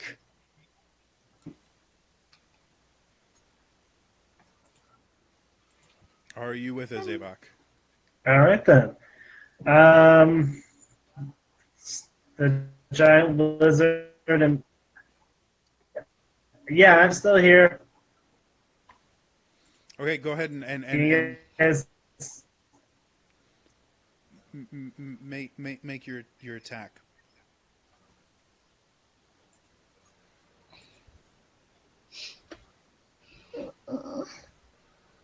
Hang in there, buddy.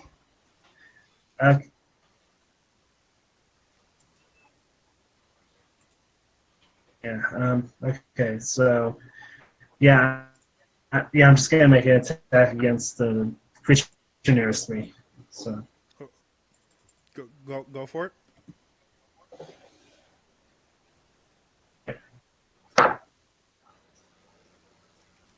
It's a 16 to hit. That's a hit. Go ahead and roll damage.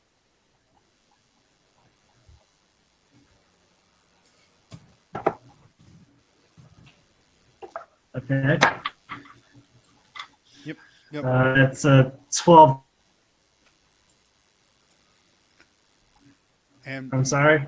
with that blow, you strike down the creature, severing its tail, and watching it kind of writhe in pain as it slowly dies.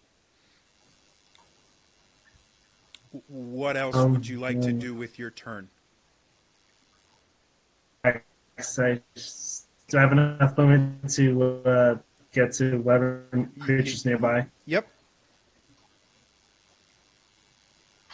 Just gonna use my 2 attacks and swing at that. Go for it. Yeah, that's a okay. It's a 24 to hit. Are you hitting So the that'll hit. big lizard or Sure. the spiky one? I'll go after the spiky one. Okay, okay. And yeah, that definitely hits. Okay, so that's going to be damage on that hit, and third attack. It's going to be a 12 to hit. That misses. How much did your first attack Okay. do?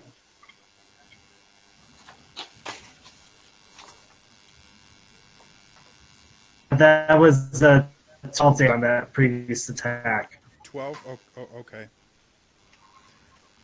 All right, and that takes us to Elaine. All right, so there's still two up, one with spikes and one with plate. Yep. One super tall, one spiky. I'll go for the big one. This tall Go one. for it. And would I get sneak attack against that one? Yeah, yep. Okay. I rolled a Fade 1. Just let go of the tail, so he's still right next to it. I rolled a 1, so. Okay. Anything else you want to do with your turn? No, I'm good. Yeah, I'm just gonna. No, I'm gonna use. I'm just remembering that. I'll use my bonus action to imbue the dragon tail fire. So. Okay. Fade, what would you like to do? I was going to try to smash it with my hammer, but I didn't with an actual one. Take a swing, hit the dirt. The dirt is not getting up. Relatively certain of that. It's not getting up. I don't know. Oh, Jesus. From the little bit of fighting we've had, does it have a blind spot that I could try to walk to? Not really. It's large enough that if you get under it, it will probably just step on you. Yeah, I can vouch for that. Okay.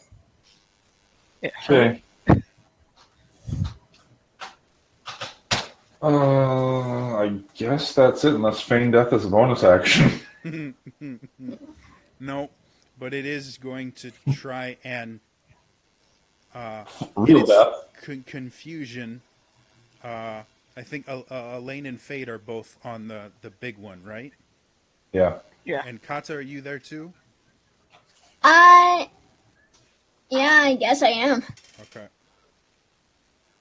Fade. In the confusion, it's moving around and it tries to stomp on you. Yep. Oh, it's really, really good too. There's a 13 hit your armor class. No, it doesn't. So you see this massive foot coming at you, and you dive out of the way, doing kind of a barrel roll as you get back up. You see the creature is becoming more and more agitated as the fight goes on. The remaining stag's going to take a swing at you, Avak. That's right. 21. That'll hit. 26 piercing damage. Just a half, so that's. Yep, so that's 13. Alright, I'm fine. Kata, Alright. you are up. Okay, 2 more punches. Go for it. First one is an at one. Okay. Yeesh, guys. You're rolling like me. Yeah, I know. But the second should just hit 13.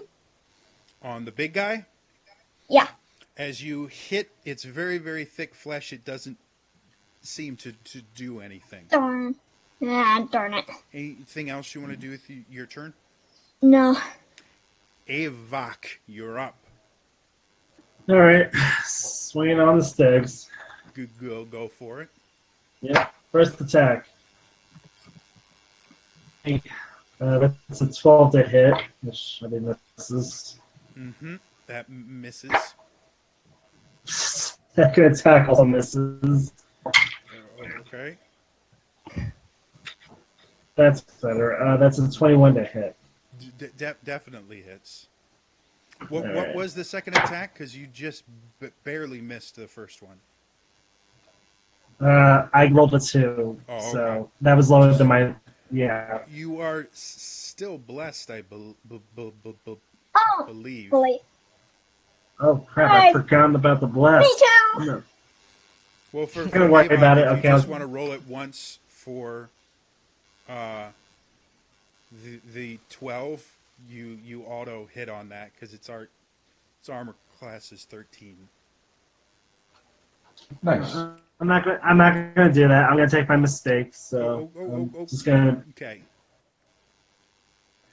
All right. So that's so. That's a 14 on the 14 damage.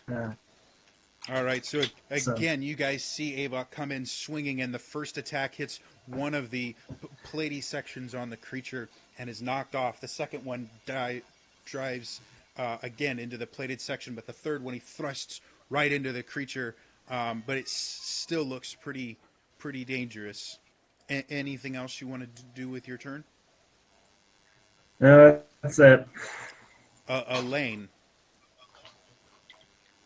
If I did use the whatever, like if I did, can I trip this big old thing Yeah, with the dragon thing? you can't move Oh, it, okay. but you can knock it prone. That's useful.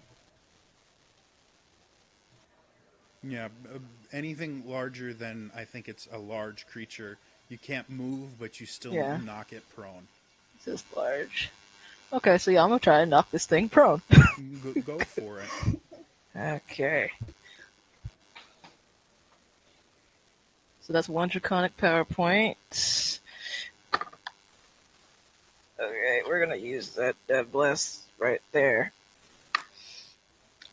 I officially don't trust this D4 anymore. 11.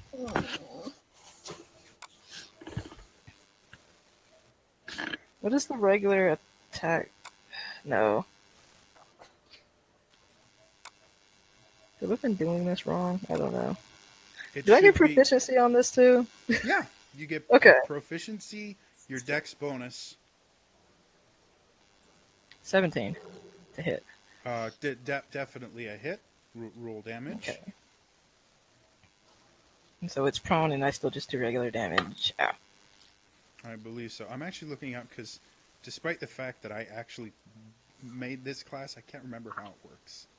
If it's larger, smaller, it gets ensnared. Because I'm looking at it right now. Doing the normal damage for the attack plus 1 dragon damage. Ooh! Target's left prone. If it's huge or larger, it still takes damage and is left. Okay, yeah. So Okay. it takes So it damage. is Prone. knocked prone, and you do extra damage. So how much Yeah. damage do you do? Let me roll it real quick. Okay. Where did the D8? I'm losing all my dice.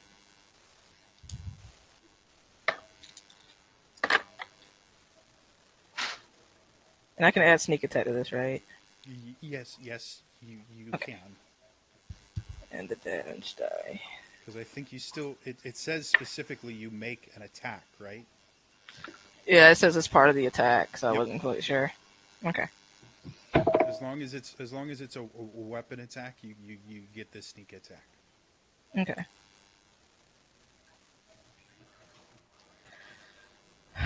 So total damage? 18, 8, yeah. 21. Not bad. It helps if I'm on the right page.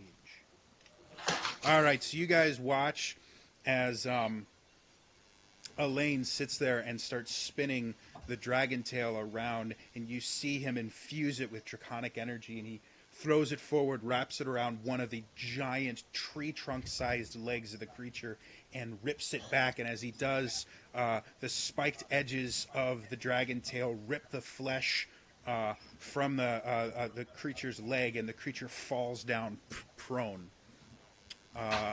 Anything else you want to do with your turn? No, that's it. Fade, you are up. I am going, since I'm right by its tail still, I'm going to now try to dig my hands into this tail and rip with a vampiric touch. And I'm going to use my last channel divinity on that to give it 41 points of necrotic damage, which will give me 20 back. Prone, and that's a melee attack. Melee So, spell, right? So, yeah, I'm I still took going to it. give you advantage. Yeah, So go ahead and roll again just to be, or do you already do I did. that? I pre-rolled, yeah. You did. All right, so how much was it? 41 to you, 20 to me. Oh, damn, that's not bad at all. And at this point, I just want this blood to be covering me. So you guys watch as Fade kind of runs over to where the flesh was ripped from the creature, and he drives his hand in there, and you watch the necrotic power kind of flow into the wound, and you can see the blood kind of trail up his arm and cover his armor, and everywhere that it passes over, the wounds start to close themselves a little bit. Anything else you want to do with your turn? Also, no, sir. Okay. It's going to stand up, and between Elaine and Fade, Elaine, Oof. it's going to Oh, try boy. and stomp you. not again. That's a natural 20, my friend. Oh, gross. Oh, Oh, I gotta go do math real Sorry. quick. That totally freaking uncanny dodging that. 47 I bludgeoning have damage, and I need a 28. strength saving throw. That's half. There's a 24, 23. You round down. Okay, 23. Hold on, I just want to see if I'm still conscious. No. All right, so don't worry about the strength saving throw. You're already prone. So you guys watch the creature itself cries out in pain as Fade just drains the life from it.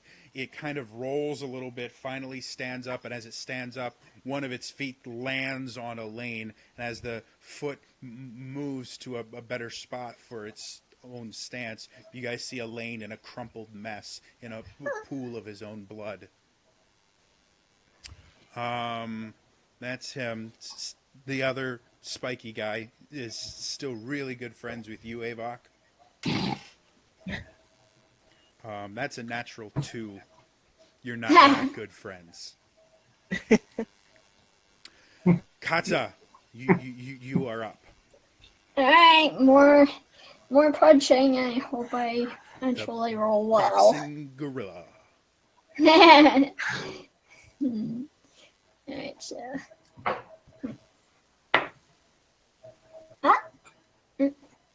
So that's a 28 to hit.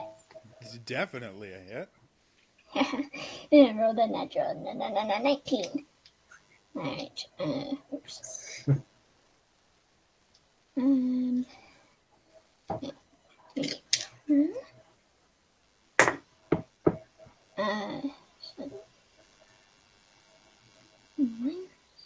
Oh, that's a 9.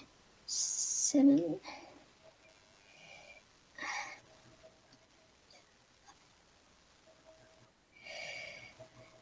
17. That's 23 points of bludgeoning. Holy crap.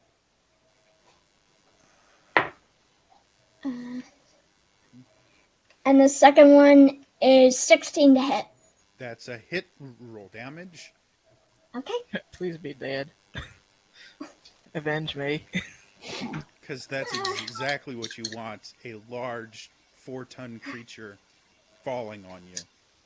It already stepped on me like twice. It's fine. Okay, so it's 9, 13, 19 points of bludgeoning.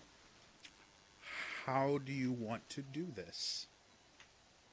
Megaton punch! So you guys watch as Kata comes up and with her first punch breaks one of the 4 knees, and you see the creature fall down a little bit, and Kata kind of swinging on its neck like a very large tree, climbs up to the very top and strikes the creature across face, and you guys hear this sickening crack of its neck's bones breaking as it falls down. I need everybody but Elaine to make dexterity saving throws. Rip me. You're already prone, Elaine. Sorry. 15. Okay. 15. Okay. Oh, wait, I actually need to use the ape's dexterity. But that's actually the same result. Oh, okay. Avok.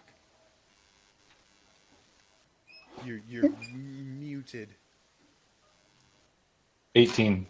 Oh, he said 18? Oh, okay. Yep. You're all DC 10. So you're all fine. Avok, you're up next. You still got your spike. Gotcha. Want to kill my buddy. So, first attack. To make things a little easier, it's 13 armor class. Go ahead and just roll all your attacks and give me the damage as one number. All right, that's fair. Hit. Second attack is a hit. Is a miss. So, miss attack. I think this is the most I've ever seen you miss. You normally roll really good. It's that axe. Yeah. You miss your axe. Axe. Oh. What's the total damage? Give me a sec. Okay.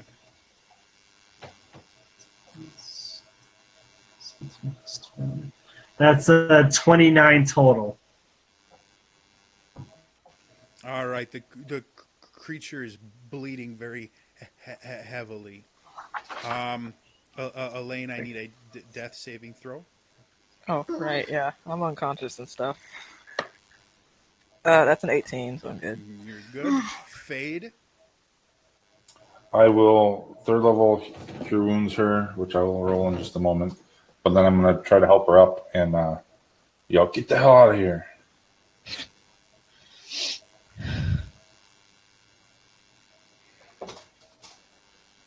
Sorry for the delay. Total of 13 hit points to you, Elaine. Elaine, 13. you wake up to Fade, kind of covered in blood, saying, "Get out of there!" Your friend still wants to hug you with his tail, Avok. That may miss. 13. That does miss.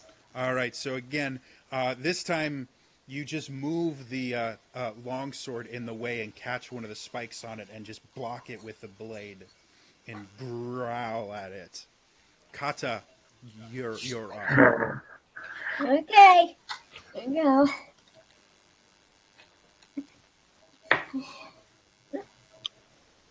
That's probably not gonna hit. That is a 12. That Blessed. just misses. Oh yeah, that's right. You're gonna hit.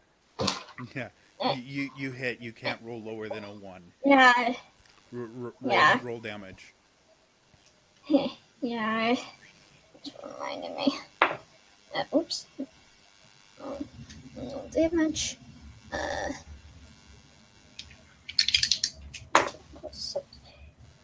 It's 9, 12, 19. 25 points of bludgeoning. As Kata runs over, Avok has basically trapped the tail of the creature using the longsword. And Kata runs over, slams one fist on the tail section, and again you hear this resounding crack, and the tail itself goes limp. And Kata climbs over the rest of the creature and slams another fist into the middle of the back, and you hear another satisfying crack as the creature collapses, no longer moving. The announcer announces your victory. I was. And the crowd kind of jeers and boos, and you see a portion of the wall different from where you came in open up, and men with very oddly shaped spears come out and start kind of herding you into the wall, and that is where we will pick up next week. Yeah. Or not next week, Right. the week after. Oh. I'm as you can tell, my meds are wearing off, so this is going to be a very short sign off. Thank you so much for watching, and I'll see you guys next time. All right. Bye Bye. bye.